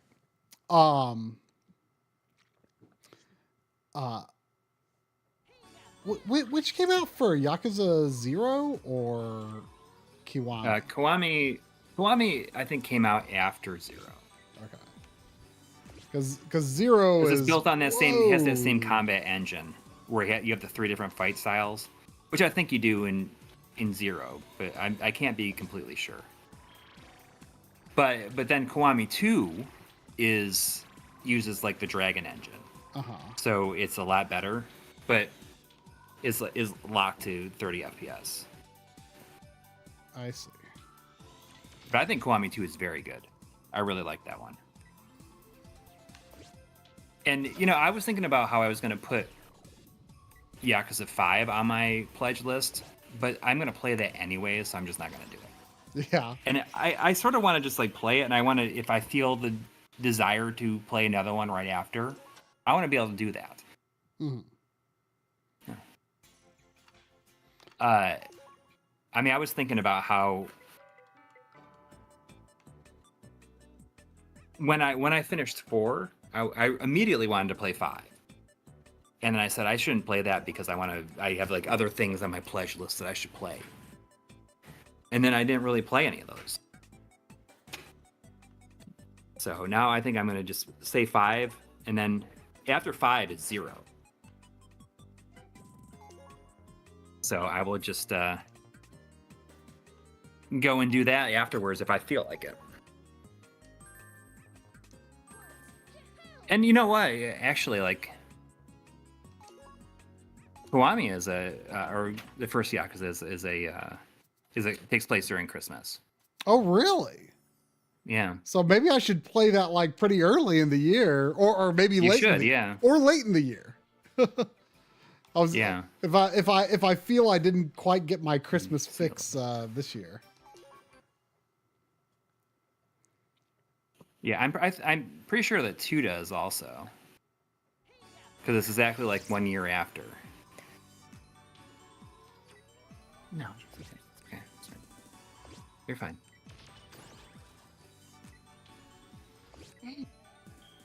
So this world has. I will be home for Christmas. Slide. I'm here until Christmas Eve. So day after tomorrow. You gonna do a Christmas live stream? No.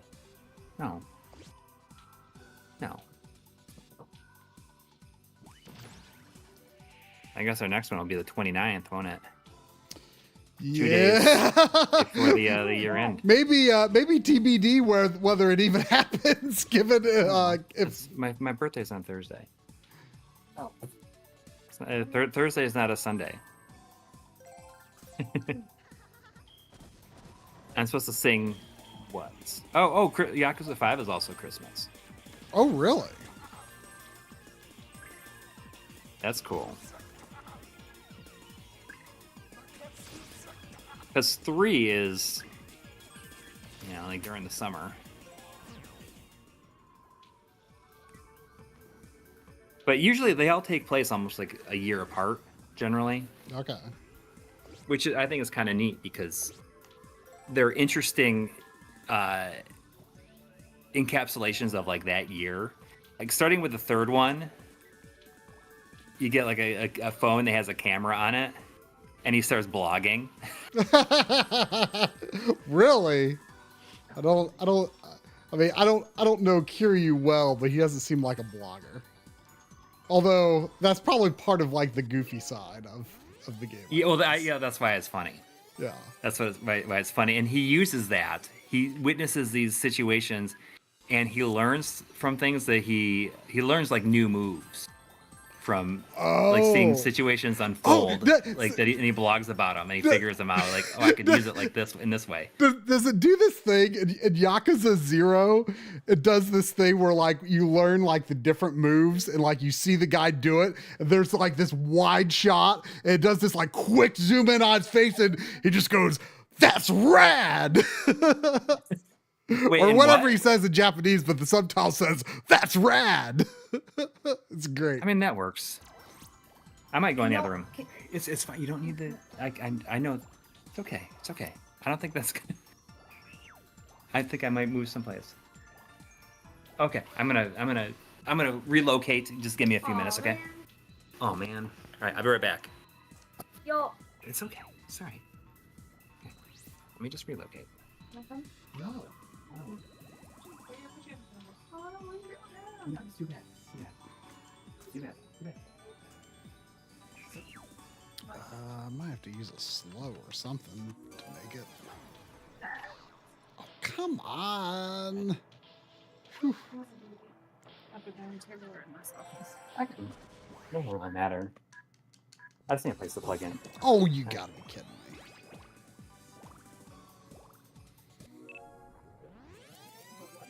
Oh yeah, that's perfect.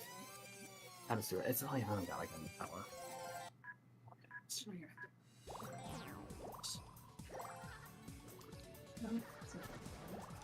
Not gonna fit. Reach. Hang on a second. Let me let me mute my microphone, maybe.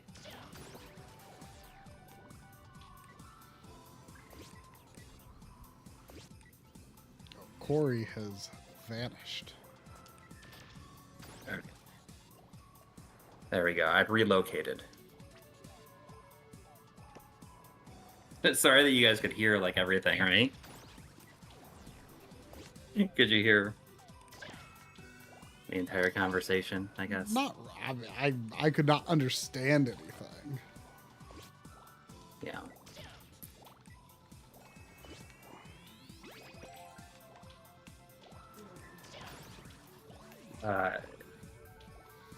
But that makes me more interested in playing 5 sooner, especially if it takes place during Christmas again.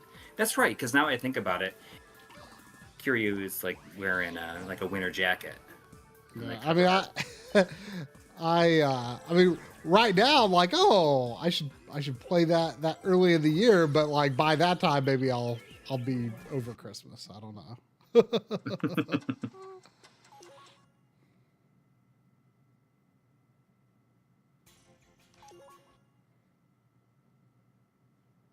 Sorry about the mess on the desk. It's okay. Nobody can see anything. It's all right. Thank you. I appreciate it, though. I want to play. I want to play Batman Arkham Origins around Christmas sometime. Oh yeah, that's another Christmas game, isn't it? And also the Super Nintendo Batman Returns. Yeah. Like it starts off on a Christmas level. Which did you see about that Genesis port? That I think it's I think it's coming out on Christmas. It's gonna add co-op. It is. Oh, they added co-op in it? Yeah. That's kind of cool. I guess if it didn't have that, I wouldn't be super excited about it. Like, it doesn't. I mean, it wouldn't but, interest me that much either.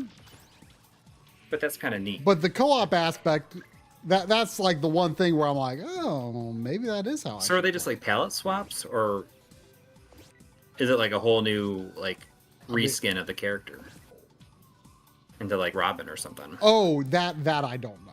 I mean, what I saw was they didn't announce very much information.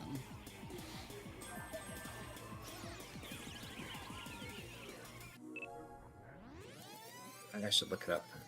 I played, I guess, original Super Meat Boy. I mean, it's not the original anyway, is it? Like, because there was like Meat Boy before Super Meat Boy, right? Yeah. Well, they changed the soundtrack or something like that.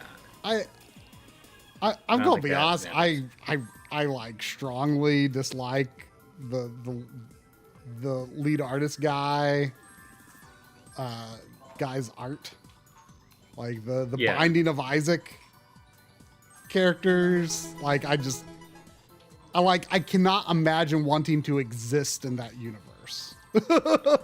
You know? Yeah. It's just extremely unappealing to me. Okay, so it looks like it's just a palette swapped version of Batman for the 2-player. He's like slightly lighter. It's something. Would this work if I tried to do fast forward? No. Okay, fast forward is a dumb power. It can be 2 players due to like. Wait, is the Super Nintendo version 30 FPS? Because they're touting here that this is. 60 FPS. It is. I mean, it moves so slowly that it doesn't. It moves so slow you wouldn't be able to tell. It doesn't really matter. Yeah. Yeah. I've never been able to tell. I can talk. Quiet.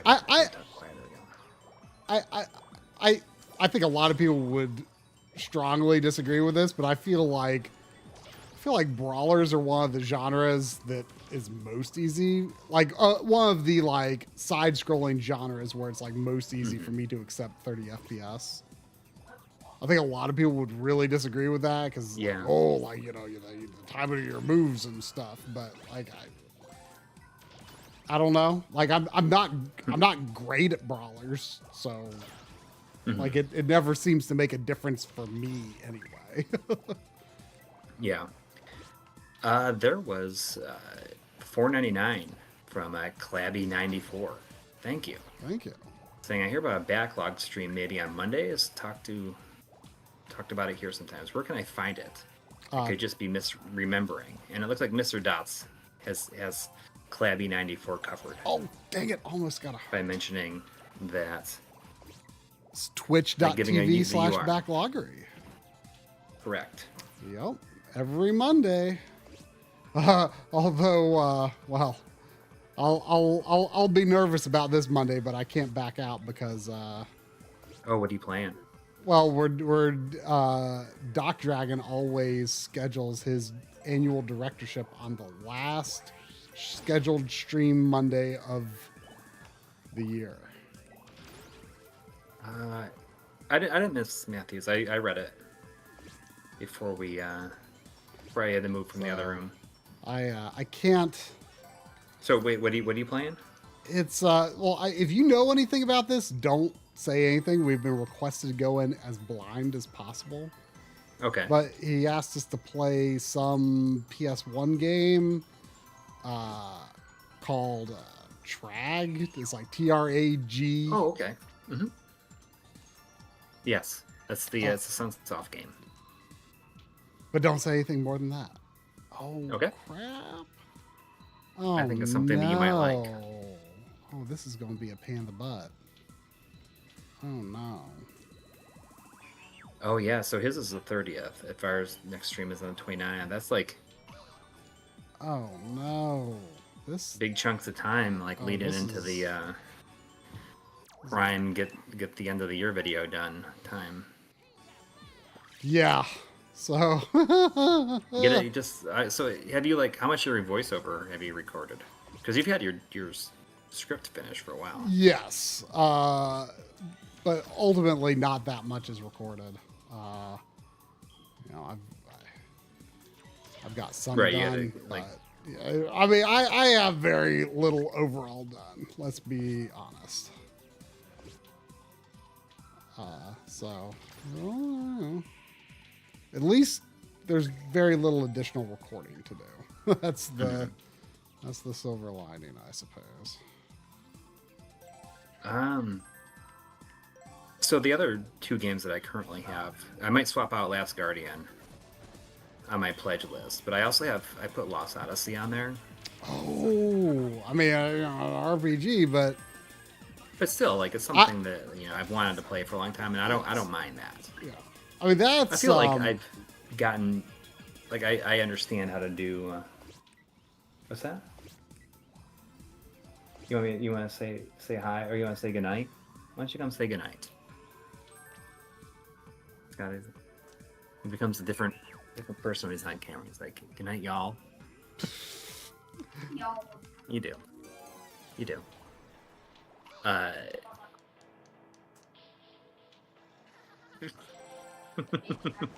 You're talking about 348 people. More kids that are in your school. In your entire school.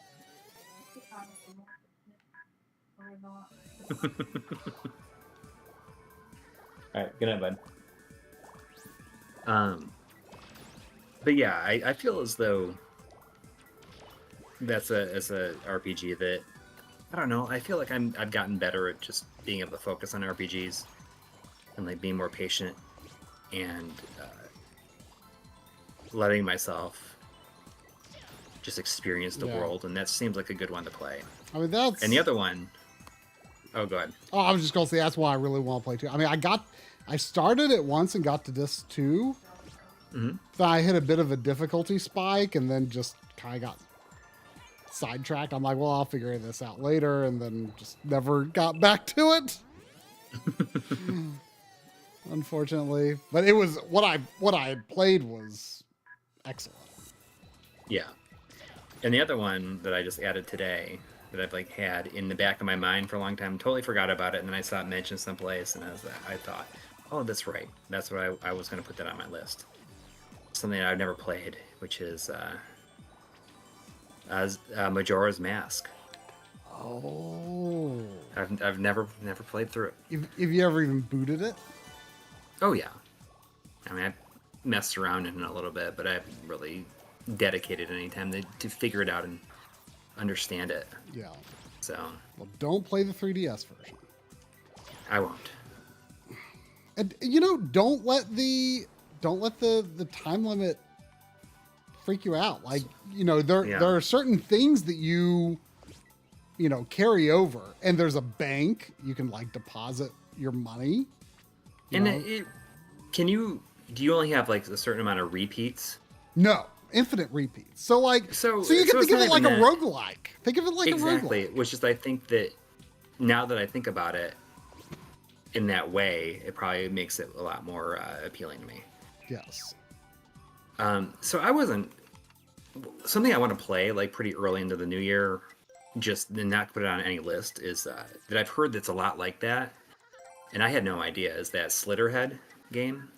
Oh, well, I got it. I booted it. Yeah, same here. I haven't booted it. I played the. I kind of played like I don't even know if it would officially be through the tutorial, but I did like a kind of an intro boss fight. I mean, I thought it was really cool. It seems old fashioned in a good way for me. Yeah.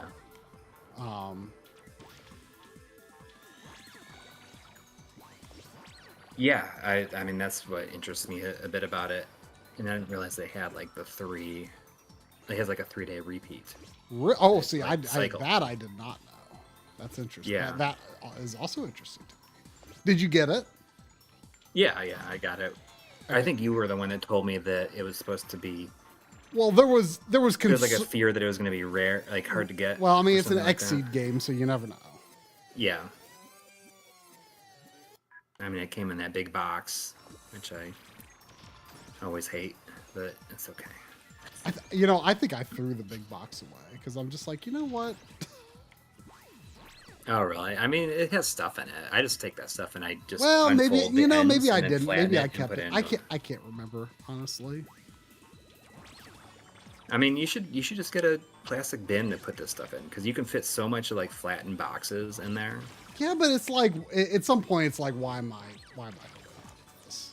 Because maybe you'd want to resell it someday, or maybe it's like, what if that little bit is like for some reason worth money, or you need to shoot it for a video or something. Like, I mean, I'll keep everything for games, but I don't keep any of the boxes. I mean, it's like the opposite of like, you keep the big console boxes. Mm-hmm. I just like undo the ends and then just flatten it, and you can put it in a bin, like it just said. No, am I One of stuck? those plastic bins you can get at Target or something. So there was $5 from Matthew. It says the new Animusha in 26. My gut fear is I won't be magical as past ones, but I hope I'm wrong. A real Switch 2 announcement with games and specs hopefully soon too. So there's like speculation that the Switch 2 is going to get announced the first couple weeks. Really? That early? Yeah. Well, I mean, have you seen any of the leak stuff about it? Oh, I mean, I've seen a lot of leaks. I mean, people might be saying like, oh, videos. Nintendo is going to just like, they're just going to do it because they can't stop the leaks. But I think Nintendo's going to do it in the timing they always plan to do it. I don't think they're going to. Right. I don't think they're going to rush it because in reaction to the leaks. I mean, yes, but like the video leaks that have come out, like, I mean, the chances of that being like a real thing are probably pretty high. Right, or at least a real thing at some point in development. Right. Like it might not be the exact final thing. I mean, we were talking about how the 3DS, the E3, what they had at E3 just a few months before it released, it was very different. Mm-hmm.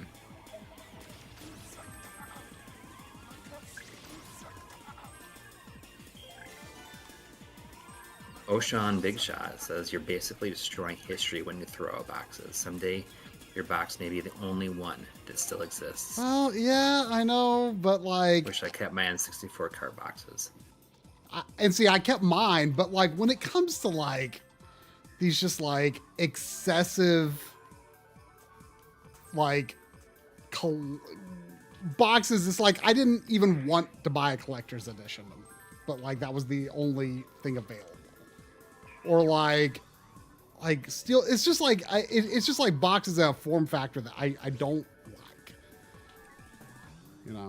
I tend to not do it for games, but I finally got to the point where I do it for movies, where like if they come in like a sleeve that is like not like if it still has like a normal case on the inside, I'm just like I don't care. Like I don't want this thing taking up space in my house. That's why you just flatten and you put it in a bin. Because then you can literally put hundreds of thousands of those things probably in a bin. I'm not likely to be involved in some like movie preservation movement. Right. Games I take a little more seriously. But yeah. like certain things like I threw out like not that long ago. Like I had like those like when they have like a back cover that like it's like inside the shrink wrap, but it like doesn't wrap around the whole thing. It's like just the back and then like comes around a little bit on the front. Like just has like some information on the back. Like there's no way to like actually fit that back onto the box. And like I think what I threw away I would not just that long fold ago. it in half and put it inside, probably. I mean, I'm stupid like that for like even if a game has like things like we've had this discussion before about obi strips. Like that is just an unnecessary piece of paper that like can never be a part of the package again. And that really irritates me. So you don't like even just put it inside? Like I put it in, I used to not, and then like once I realized people were like, ooh, obi strips. Then I was like, ugh, I guess I should save them, but ugh. And so now I put them inside the case, but like they don't fit perfectly. They're just like half a millimeter too long, really, to fit perfectly and unobtrusively inside. And it decreases the quality of the like opening the jewel case experience having that in there. So it's like opening the jewel. You mean for the first time? No, like if I'm to open it again, like oh my gosh, you can put it like inside the manual. It's just like I'm hanging on to this thing for what? Like when am I ever going to want to like include the obi strip? When am I going to want to include the obi strip in the video? When am I going to want to just like oogle at the obi strip? I mean, probably never, but it can't hurt to have it, to save it. Like I'm weird when it comes to stuff like that. Like so, if there's like a sticker on the outside of the shrink wrap on the outside, I do my best to try to peel it off and stick it inside the case. I sometimes will do something like that. Like I actually really like that. I think it's my Wario Land 2 box and my James Bond 007 Game Boy box that has like the new release sticker, but it's actually on the box. Mm-hmm. It wasn't on the shrink wrap. It's on the box. Right. I mean, I just try to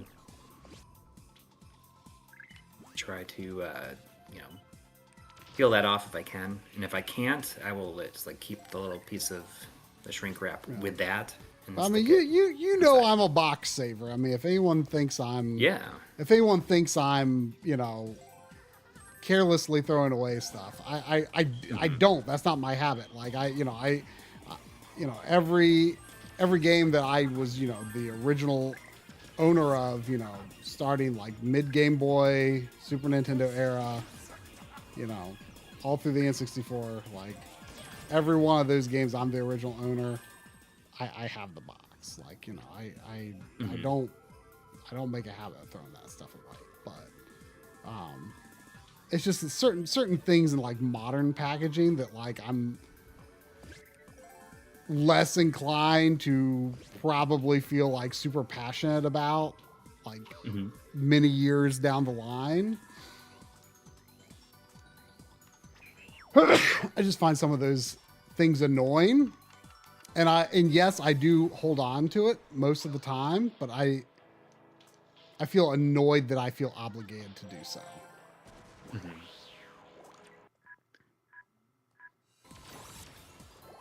So there was a couple of donations here that I missed, or that I hadn't gotten to yet. I didn't miss them. I saw them pop up. So there was $5 from Blabler. Thank you. Saying, I love the PS5 because the design of it is stupid. Like a pompous kid popping his collar about to sample a Chardonnay. Hope you all have a happy holiday. Well, thank you. I mean, if it's up, PS5 is set up vertical. It looks like it has a pop collar. Yeah, I mean, PS5 is definitely so stupid, but not quite to the point that I love it. Yeah.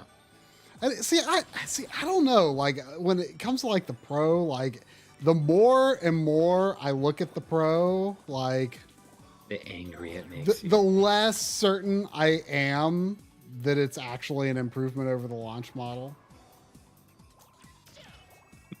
Like, I'm really not sure. I'm really not sure. There's also $5 Canadian from Tilp Toast. Oh. Thank you. Saying Merry, Merry, and Happy, Happy. Hope you all have a great holiday season. Stoked to see the new episode, and here's my question for you. Yeah, I mean, there's a new one out on, I think it was out on Wednesday or Thursday, I think it was. It was Thursday. No, or was it Friday? It was Friday. Jeez.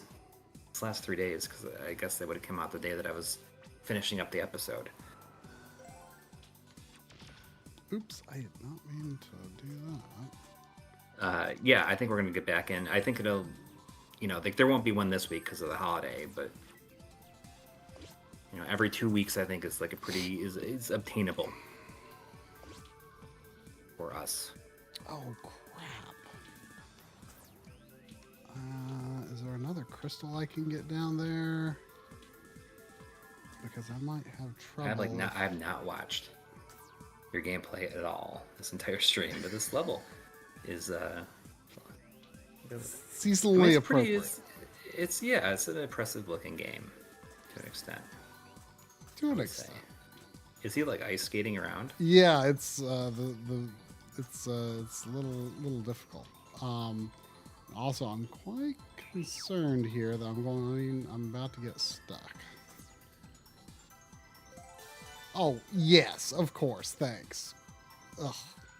Great. You know what's interesting, though, is that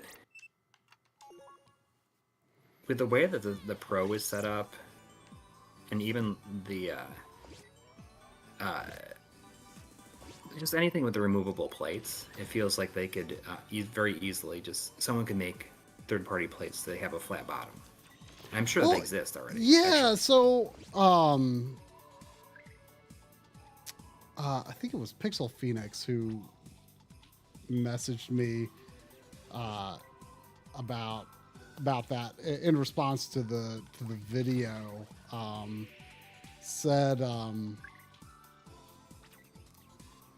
Said that he's got a something for the launch model that was from I forget which website it is, but there is one. There is it's like almost like a coat. I think they call it the suit or something like that. It like goes. I think it goes. I don't think it replaces the plates, but it kind of goes over the plates. It does look a little bulky, but it does at least give it a flat bottom. But there isn't one for the Pro. Not yet. Or the Slim. At least. Yeah. Got a Slim Jim.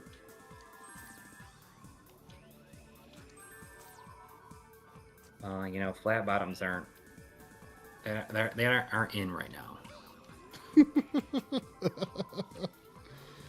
Man, it's so interesting what I appreciate that it's not a yawn, but it's not different in the right ways. Yeah. PS5 is a thick bottom. It's true. Guy's got a serious badonkadonk.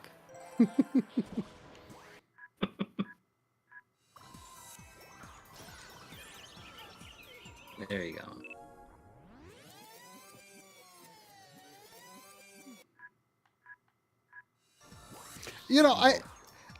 I'm actually, I might be kind of alone in this, but I actually don't particularly like I would have rather, if there was a choice of make the PS5 Pro less deep. Of course, this was already decided by the Slim being less deep. But like, if I could choose between the PS5 Pro being less deep than the launch model, like it is, or less long than the launch model,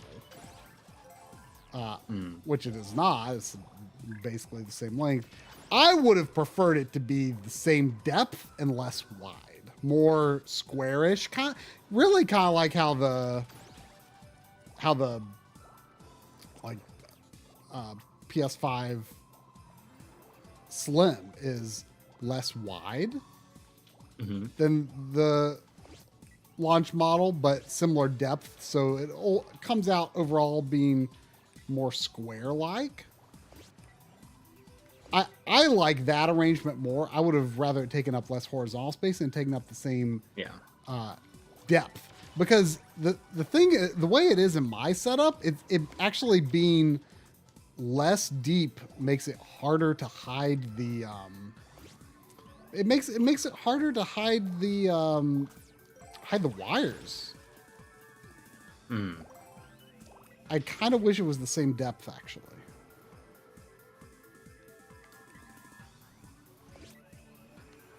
Well, at least mine's up so high that you can't see anything. Yeah.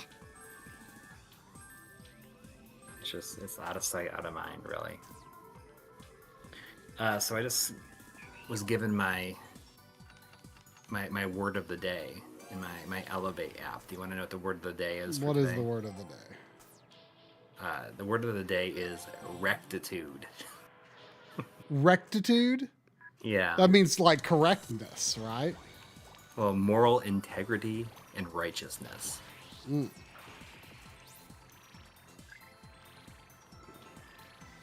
I've been thinking about going through all these words because I just have like pages and pages and pages of them at this point, and trying to see how many of these words I can put into a script.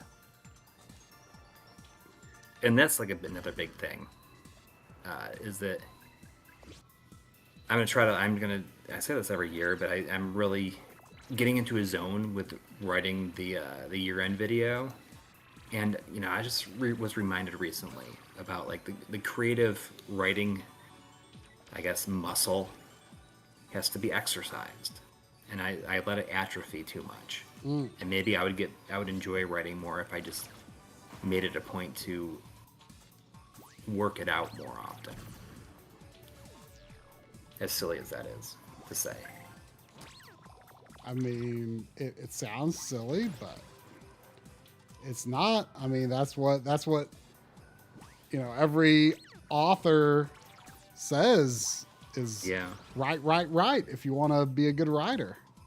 Yeah, just do it, and then you get better at it. Because I'm already starting to notice improvement as I've been going through, and I don't know. I'm pretty happy with how things have gone in like the second and third segments, specifically throughout the third segment. You can kind of see me getting into a groove with it. So that's the thing I need to. Yeah, it's just you just need to practice, right? Yep. Tweeting's writing, but it's not something I do. I don't tweet. Barely at all. I'd rather just start writing and see what comes out of it. Where would we rank the PS4 Slim design? I like how the rubber feet are in the shape of the PlayStation symbols. So you talked about it, and I cut out the whole bit because you just talked about how there's just something about it that just feels off to you. It just feels like something's missing. I'm just like, it's not really going anywhere, so I'm gonna cut this out. It doesn't really go anywhere. I didn't word it as well as I could have, I suppose. Oh no, I was doing kind of good. I don't know. It feels like just something's missing about it. But I've seen it so few times in my life. It's just that whenever I do see it, it's just like, oh, something feels off here, Maybe if I was used to seeing it, I would feel more positively about it. Yeah. So is this the last world? I guess. No, I think there's another world in that boss fight. But like the difficulty's already maxed out. Like, how do you go higher than that? I don't know, but it still doesn't feel as hard as some of the levels I've already done. I think World 4 was the hardest. I think there's an 8th world. I looked it up. I think there's like an 8th world and then like a 9th world that might just be a boss fight. I'm not positive. Yeah. How are you doing though? You originally wanted to kind of be out by 10. I'm okay. I can You probably sure? get to 11. Yeah, I mean it's another 30 minutes. All Really, right. it's only 35 minutes. Before we started, you sounded pretty darn certain you wanted to be off at 10. Yeah, but yeah, I feel okay right now.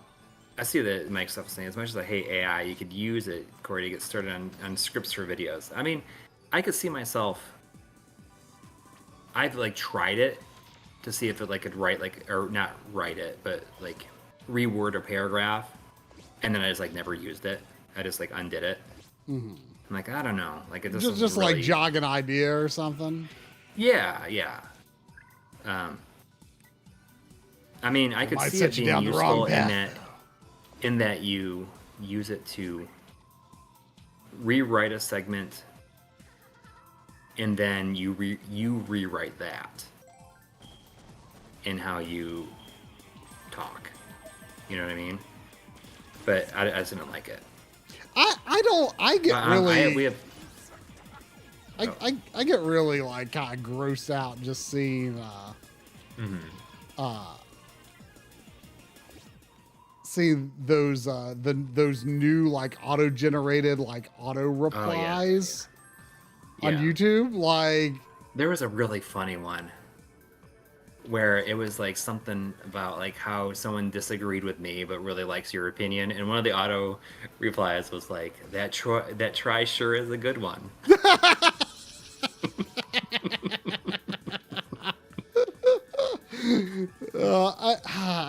I don't it just feels like he's putting words in my mouth, you know? I don't like it. Just kind of awkward. So I have set it to opt out of using our videos for AI training. Oh, cool. But they added a new thing on YouTube, and I messaged you about this yesterday, where they have an inspiration tab now where it will like make up like 5 video ideas based on like what is on your channel, or what people, or what it thinks is on your channel, or what like people search and find your channel, like based on what they're searching for, right? And it's like even goes as far as like gives you an outline of what that video should include, which is probably. And also it makes thumbnails. It made a thumbnail that looks like Try's table. That was really creepy. Like the lighting didn't look like the lighting that we would actually do, but it like the color and texture of the table looked exactly like my B-roll table. That was kind of creepy. Yeah. I may scroll up in our message from yesterday so I can see what the ideas were that it gave me, or they gave us, because I thought it was pretty funny, like and like kind of weird at the same time. But there was one idea that was like really good. I'm like, I could see us like using that to, like, it could be a useful thing. Anyways, what was it here? It was the 5 ideas that it gave space on that is one of them was called Retro Gaming's Future, Mr. FPGA versus Analog Pocket. And it says there's a very high interest in that. So, yeah, the Mr. FPGA and Analog Pocket are 2 popular options for retro gaming. There's another one called building a custom Game Boy Color with mods. And it's like, well, why don't we just make a Macho Nacho video then? There was one that's called the Forgotten Game Boy Games You Should Play. Yeah, I'm into that. And I thought that it was funny that there was My Life in Gaming Marathon number 6, The Evolution of Retro Gaming. They're coming up with marathon ideas. Yes, but then there's another one, and this is the one I thought was a good one. It was just called The Ultimate Retro Gaming Setup for Beginners. And I was like, you know, that would actually, like, that's actually kind of a good idea. Like, what if we just made a video of, like, for people who are just getting into the stuff? Like, what are the most easy, most accessible ideas and places to start with, a lot, like, getting into this, so you don't feel, like, overwhelmed. You just kind of like say like, oh, let's take some baby steps, and here's some like basic things to think about or to look for. And I'm like, oh, so I clicked on that, and it like basically built an entire outline of the video and thumbnails, but it gave me like all these different segments. Gosh, like it would be so like, bad if people actually started using those thumbnails. I Would mean, be weird though. The thing is, people will, because it has a whole thing on the side called like "Let's Brainstorm," where you can like write in more, and it's like describe how you'd like to change this outline. Oh gosh, I mean, you know what's creepy too? Like, what if we used our faces on our thumbnails? Would it be making thumbnails with us on it? Like, can it do that? Like, we wouldn't know because we don't do thumbnails that way, right? So, yeah. Like, what if you told it, like, hey, can you create a thumbnail for Veacher Glasses 2? Yes. That's like its only point of reference. Like, what would it like, do? What would it do with that stupid thumbnail? That thumbnail. See, like that's good. I think the best thing about AI is to use it to make things that you would never waste your own time thinking about and wanting to spend time making. I mean, that's like the best thing about it. Like those songs. Yes. You know, like where it's so you stupid. had to write a song about Arthur from Ghouls and Ghosts saying "Where them cookies at?" based on like my PlayStation Network avatar. Yeah. Right? That's the best use for AI, because like literally no one lost money because no one would have paid anyone to create that. I mean, the fun is, and then we laugh at how stupid it is. Like, if you paid someone to make it, it wouldn't be as stupid as the AI made it. Yes, the funniest thing though is that you had to write a song about. We were in Midwest, or at the Long Island Retro Gaming Convention. We were like, Try and I were hanging out with LGR, and we were walking around, and we were like looking at this one at these old consoles and stuff, and it was like real dark in there. Did we told this story before? I know I told this. I don't think we've told the story on stream. I think I told this story on the I think I told it on the Backloggery stream, but I don't think we've told it on this stream.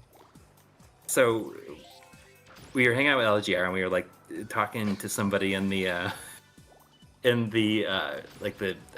rare consoles area. Is dark in there. And Try was like talking to Adam Korolek about the Neptune and everything. He was part of the exhibit. He was part of like setting up the exhibit, because I mean he's got a lot of stuff, and he was like telling me about all the rare stuff they got set up. I mean, it was an awesome setup. Yeah. And then we like left, and Try comes like sneaks up, and he's like goes to Clint and I, and he's like, man, that guy looked. You guys see that guy? He looked exactly like Adam Korolek. So we both look at Try and we're like, that was Adam Korolek. The funny thing is, like, then I read a song about like not recognizing Adam Korolek then we in the had dark. the AI come up with a song. Yes, it was funny, but like there's like an actual like condition for this called like I learned about it from Phoenix Wright, prosopagnosia or something like that, where you can't recognize faces.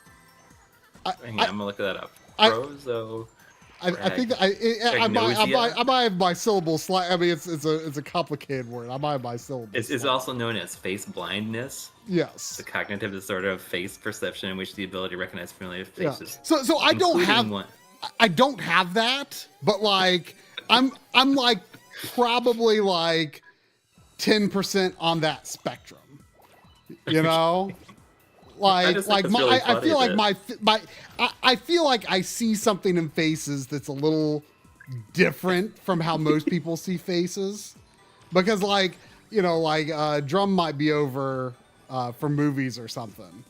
Yeah. And I'll say like, you know who we'll see like someone in the movie, and I'll be like, we're like, wait, is that, so and so? And it's just, no, like, not at all. Like, I don't even know where you're seeing that. Or like, I'll say like, oh, this, I'll be like, oh, that guy looks like he could be Arnold Schwarzenegger's cousin or something like that. And he's just like, I'm not seeing what you're seeing. Yeah. So there's like a 50-50 chance that like when I like suggest someone looks like someone, like it's like, yeah, I can see where you're coming from. Or like, no, not at all. It's only really funny though, because like after we left, you kind of like, like snuck up and you're like, man, that guy looked exactly like Adam Corley. Well, the way we all stopped. We Clint and I like stopped and we like looked at you and we're like, that was. But what was even funnier though was like what I remember exactly what I said, because I thought you guys would think it was funny. Yes. That like I was like, oh, this is funny, and I was like, because like as I was talking to him, I'm like looking at him like at first I thought it was Adam Corlick. I'm like, oh, it's Adam Corlick. He's talking to me about these cool rare Sega things that he helped set up in here, right? Mm-hmm. And then like, we were there for like probably like 15, 20 minutes or something, right? Yeah, I mean, talking to him. And then like the longer I was talking to him, I was like, because like I guess I didn't. Do you still have the song? Do you have the song still? Oh, it's got to be somewhere. Yeah. I want you to read some of the lyrics. So it's just like really funny, like his face, like Adam's face in the dark, or something like that. But what I said was like, so like after 10 minutes, I'm like, wait a second. Because like, see, I don't know that much about like what he does in terms of like, collecting. And I actually didn't know that he like has a lot of these super rare Sega things. Yeah. And I was like, well, because oftentimes he's a guest at conventions. And like when we run into him, he's also a guest. So I'm like, well, this can't be Adam Corlick, because I didn't see his name on the guests, and he's helping set up the museum here. I guess this isn't Adam Corlick. And like, I'm like, yeah, I thought that was Adam. That guy looks just like Adam Corlick, but you're not Adam Corlick. And then, because I mean, we've met him several times before. Yeah. So, but like, yeah, my facial recognition. Then he goes home and you go back to the hotel room and you have the Sonos AI write a song about Suno. It's Suno, isn't it? Suno. Suno. That's Suno. it. Yeah, Suno. Yeah. Sonos is like the other thing. The Suno AI. Yeah. And then that's exactly because it was only because you're not going to write a song. Like he's not going to like you're not going to spend that time. Like, no. Well, you were telling me about how you were listening to these AI songs like that, like it like made like a country song every day, and it was about like sticking guns up your butt. It was very funny. Yeah. Or farting everywhere. It's going to be a fart party. I can guarantee there's going to be debris. It's gonna be a farting spree, and I guarantee there's gonna be debris. Yes. Wait, where? How can I? Yeah, Henry Clark says like "glued my balls to my butthole" was my favorite one of those. I've heard that one. Okay. Brie at a fart party. Yeah. Where? Are you finding the song? I just want you to read the lyrics. You don't need to. I don't know if you need to play it. I was hoping you'd look it up. But I mean, like that's what I mean is that's the kind of stuff that AI is good for, because like who's gonna waste their time writing a song about that? Oh, here we go.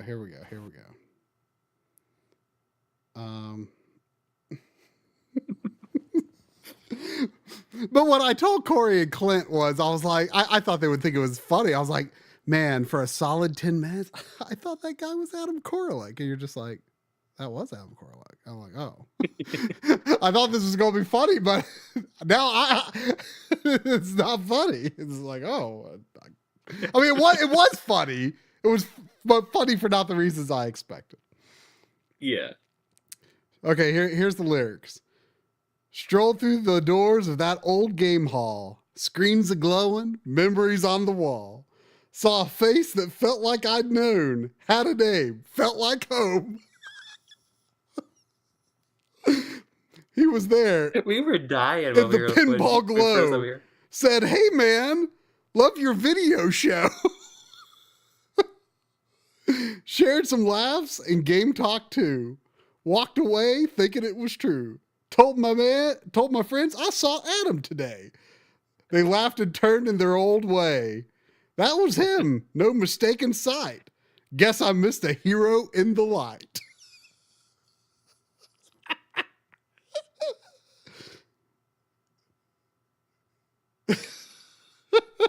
That's right, the hero in the light. Oh man, it's getting me. Make my eyes water. Oh man. And that's what AI is good for right there.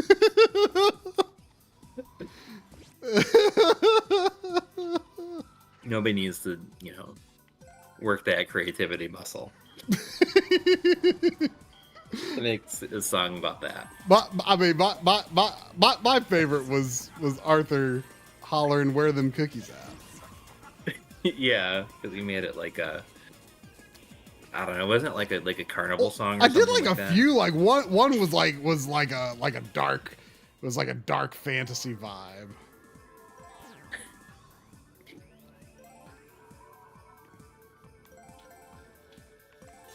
It would be funny though to make like a song, like, and use it as like the intro sometime. Like, could you say, I don't know, and just make it like, use our theme like a version of the theme, but put like really stupid lyrics to it, sung by like make it sound, say, like as if it was like sung by Pee Wee Herman. I mean, I've wanted to do an April Fool's stream for a few years now, where I play the PS3 version of Skyrim in composite. Yeah. And maybe we can come up with a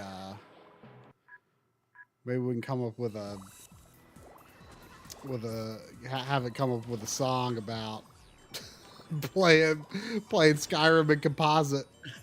Yes. In 4.3 on a CRT. So do you want to, if you're going to continue playing here, I can read some of the what YouTube suggests that the ultimate retro gaming setup for beginners would entail. Okay. So part one would be, why retro gaming? And the bullet points are: the resurgence of retro gaming, its appeal, and the nostalgia factor. The growing community, online forums, conventions, and meetups. The affordability of retro gaming compared to modern consoles. Then choosing the right hardware is part two. Classic consoles, NES, SNES, Sega Genesis, and the most popular choices. Emulation and PCs. I mean, this is already sounding like a 3-hour video. Yeah. Retro gaming handhelds, the convenience of playing on the go. Connecting and displaying as part 3. Essential cables, AV, HDMI adapters, and choosing the right ones. TV options, CRTs for authentic visuals, and modern TVs with retro settings. And then part 4 is game acquisition and preservation. Ooh. Sourcing games online marketplaces, thrift stores, and local retro game shops. I mean, this is like a 9-hour video now. Nope. And then the last section is building your dream setup. which just like automatically adds another 8 hours to the whole runtime. Adding extra features, controllers, multitaps, the storage solutions, personalizing the experience, themes, custom artwork, and building a unique space. The joy of retro gaming, immersion, community, and preserving gaming history.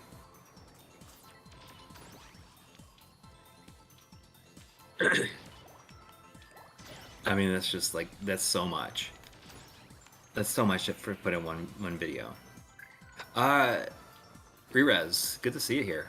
We have not tried the Mr. Pi systems. You know what? Every time I think about ordering one, it's like either gone or I just like forget about it. And you know, I should probably check one out just to see. I mean, from what I understand, they're very good.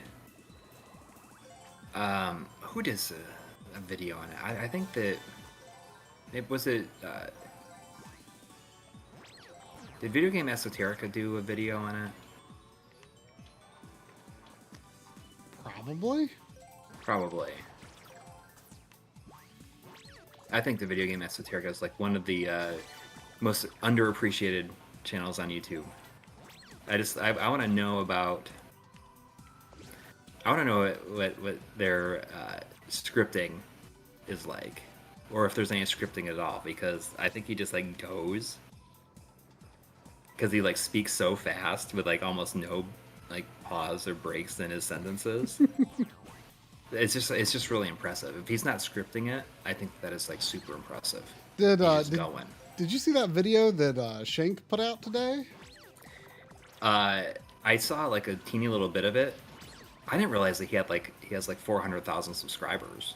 Yeah, I didn't know that either. Yeah, so I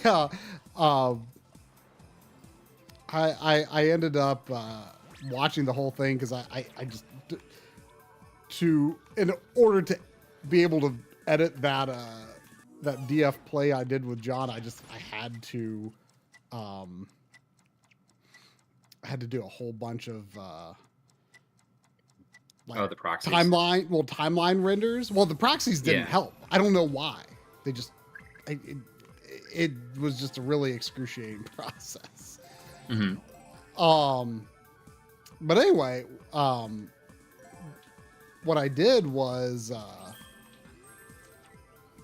like just watch it as I was doing like timeline renders, so I could like actually like look ahead and edit.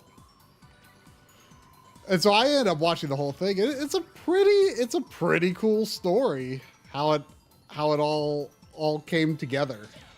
And like, there's actually a twist at the end that I think you will find quite cool about like who the guy who actually helped him do this was.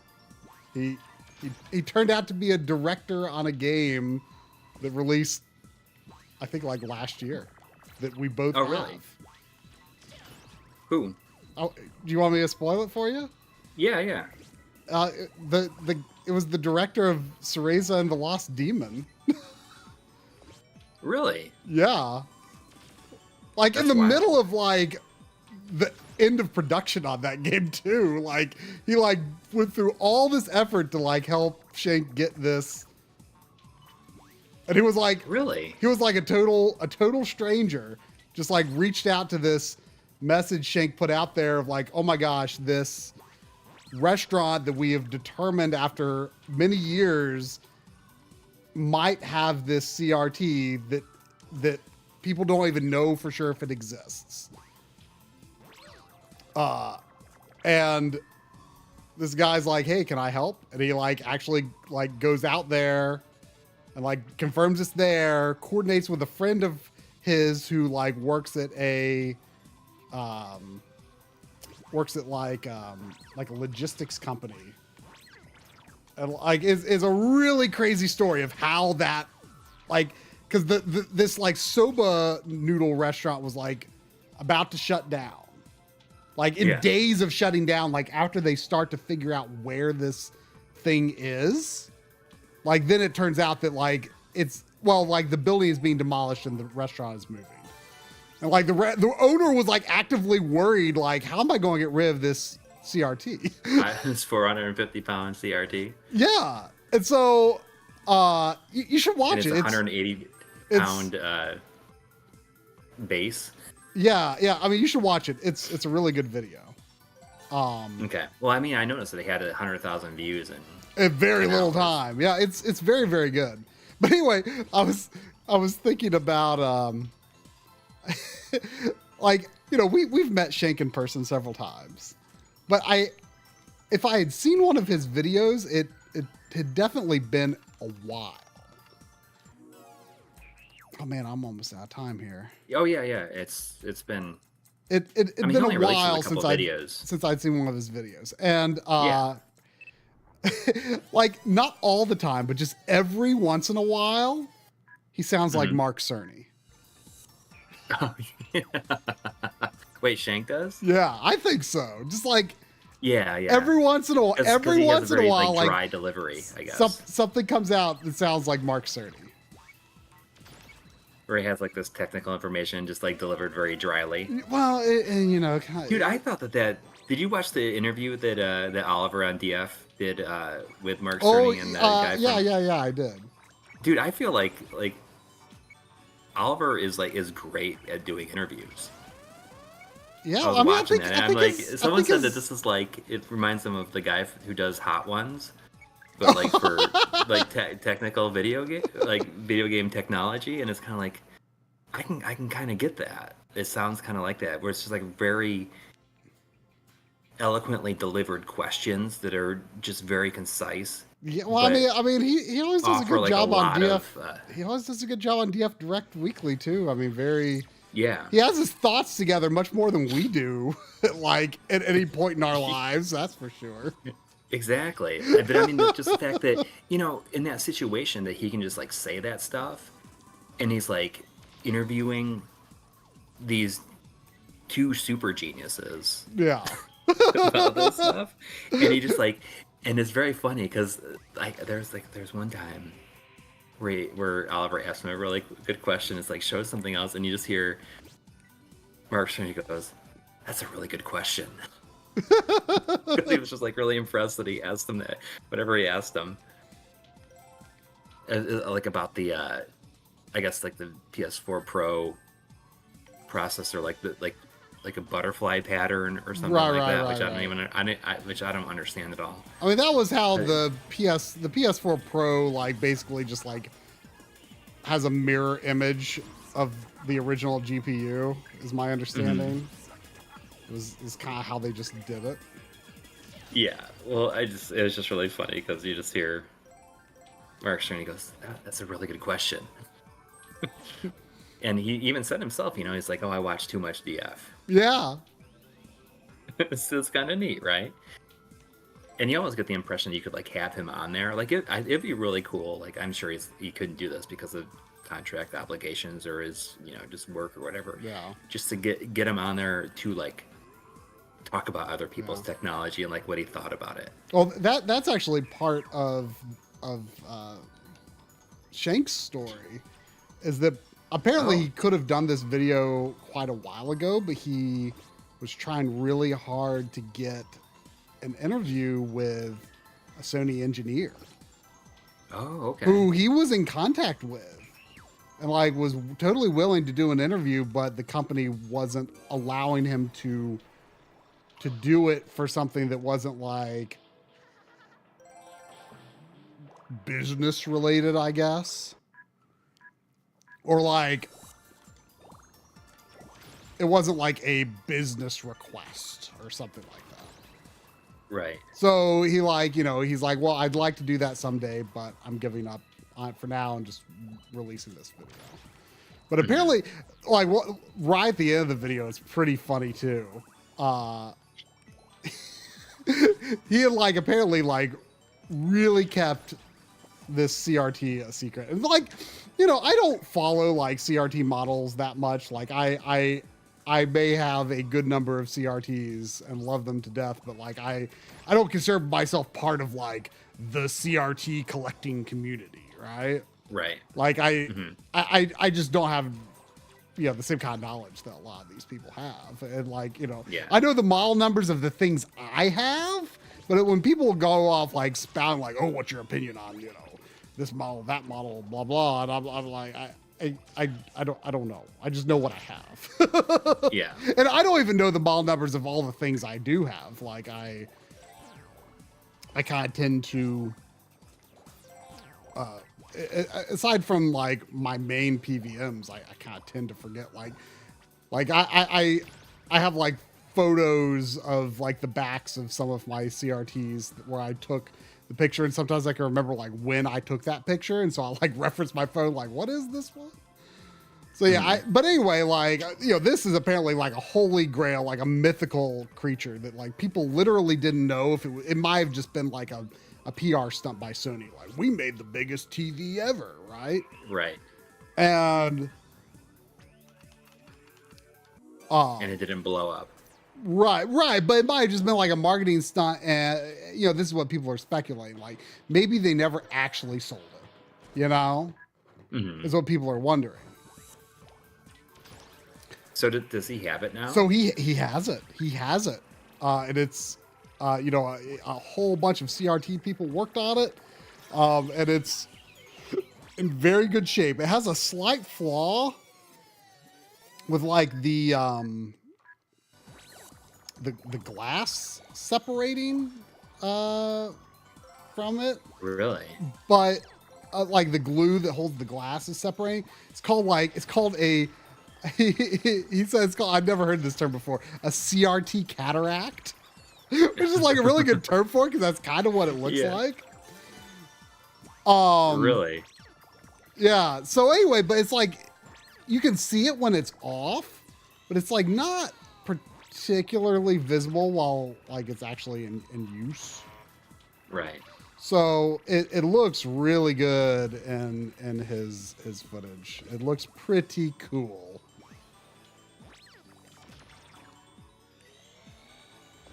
It That's does pretty look neat. Like, pretty I just cool. watched the very beginning of it, so and it's not very long. It didn't seem like 35 minutes or something.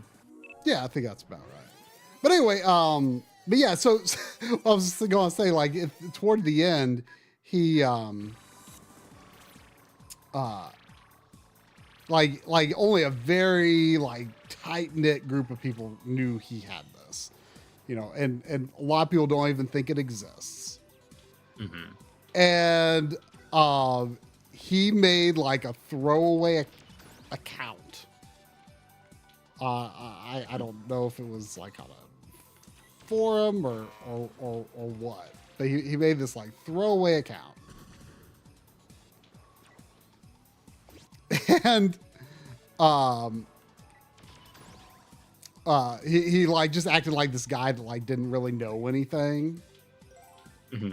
And it was just like, hey guys, what's a good CRT to get? And then like, inevitably someone jokingly suggests this, this giant mythical CRT. He's like, thanks for the suggestion, guys. And then like the next day, like posts like, all right, I got it.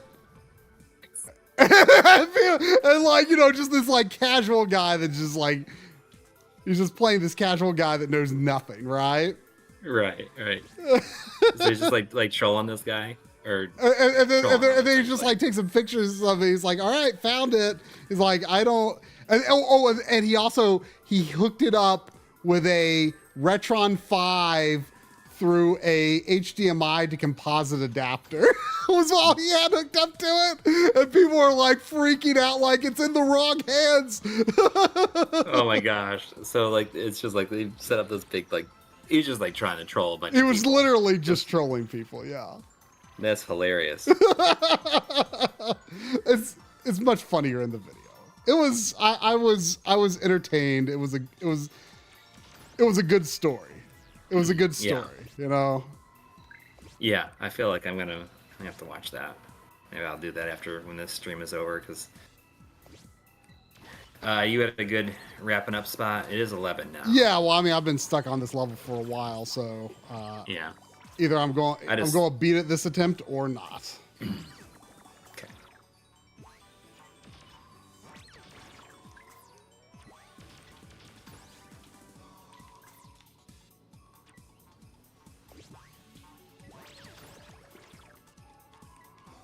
Yes.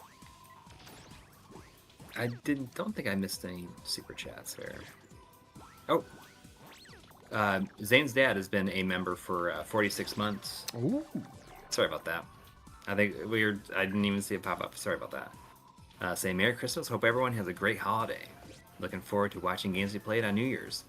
Thanks for fun year of streams. By the way, Zane's dad, I don't know if you're aware, Drum and I are gonna play some more Super Bunny Man tomorrow. Oh, he said that he told his son about it. And that's very excited. Yeah, yeah, like, this was fun. Like I feel like I was like real tired going into the stream. I was like, I don't know, like I feel like I might want to duck out at 10. I mean, I was like tempted to be like, I don't know if I'm gonna do it tonight because I'm just, traveling today. And man, I don't think I can't do it. Oh, a lot of talking and stuff. So I was just worn out. But this turned out to be like super fun, and I'm happy that we did. And I did not mind going all the way to 11. I probably can't do it. I don't think I'm going to make it.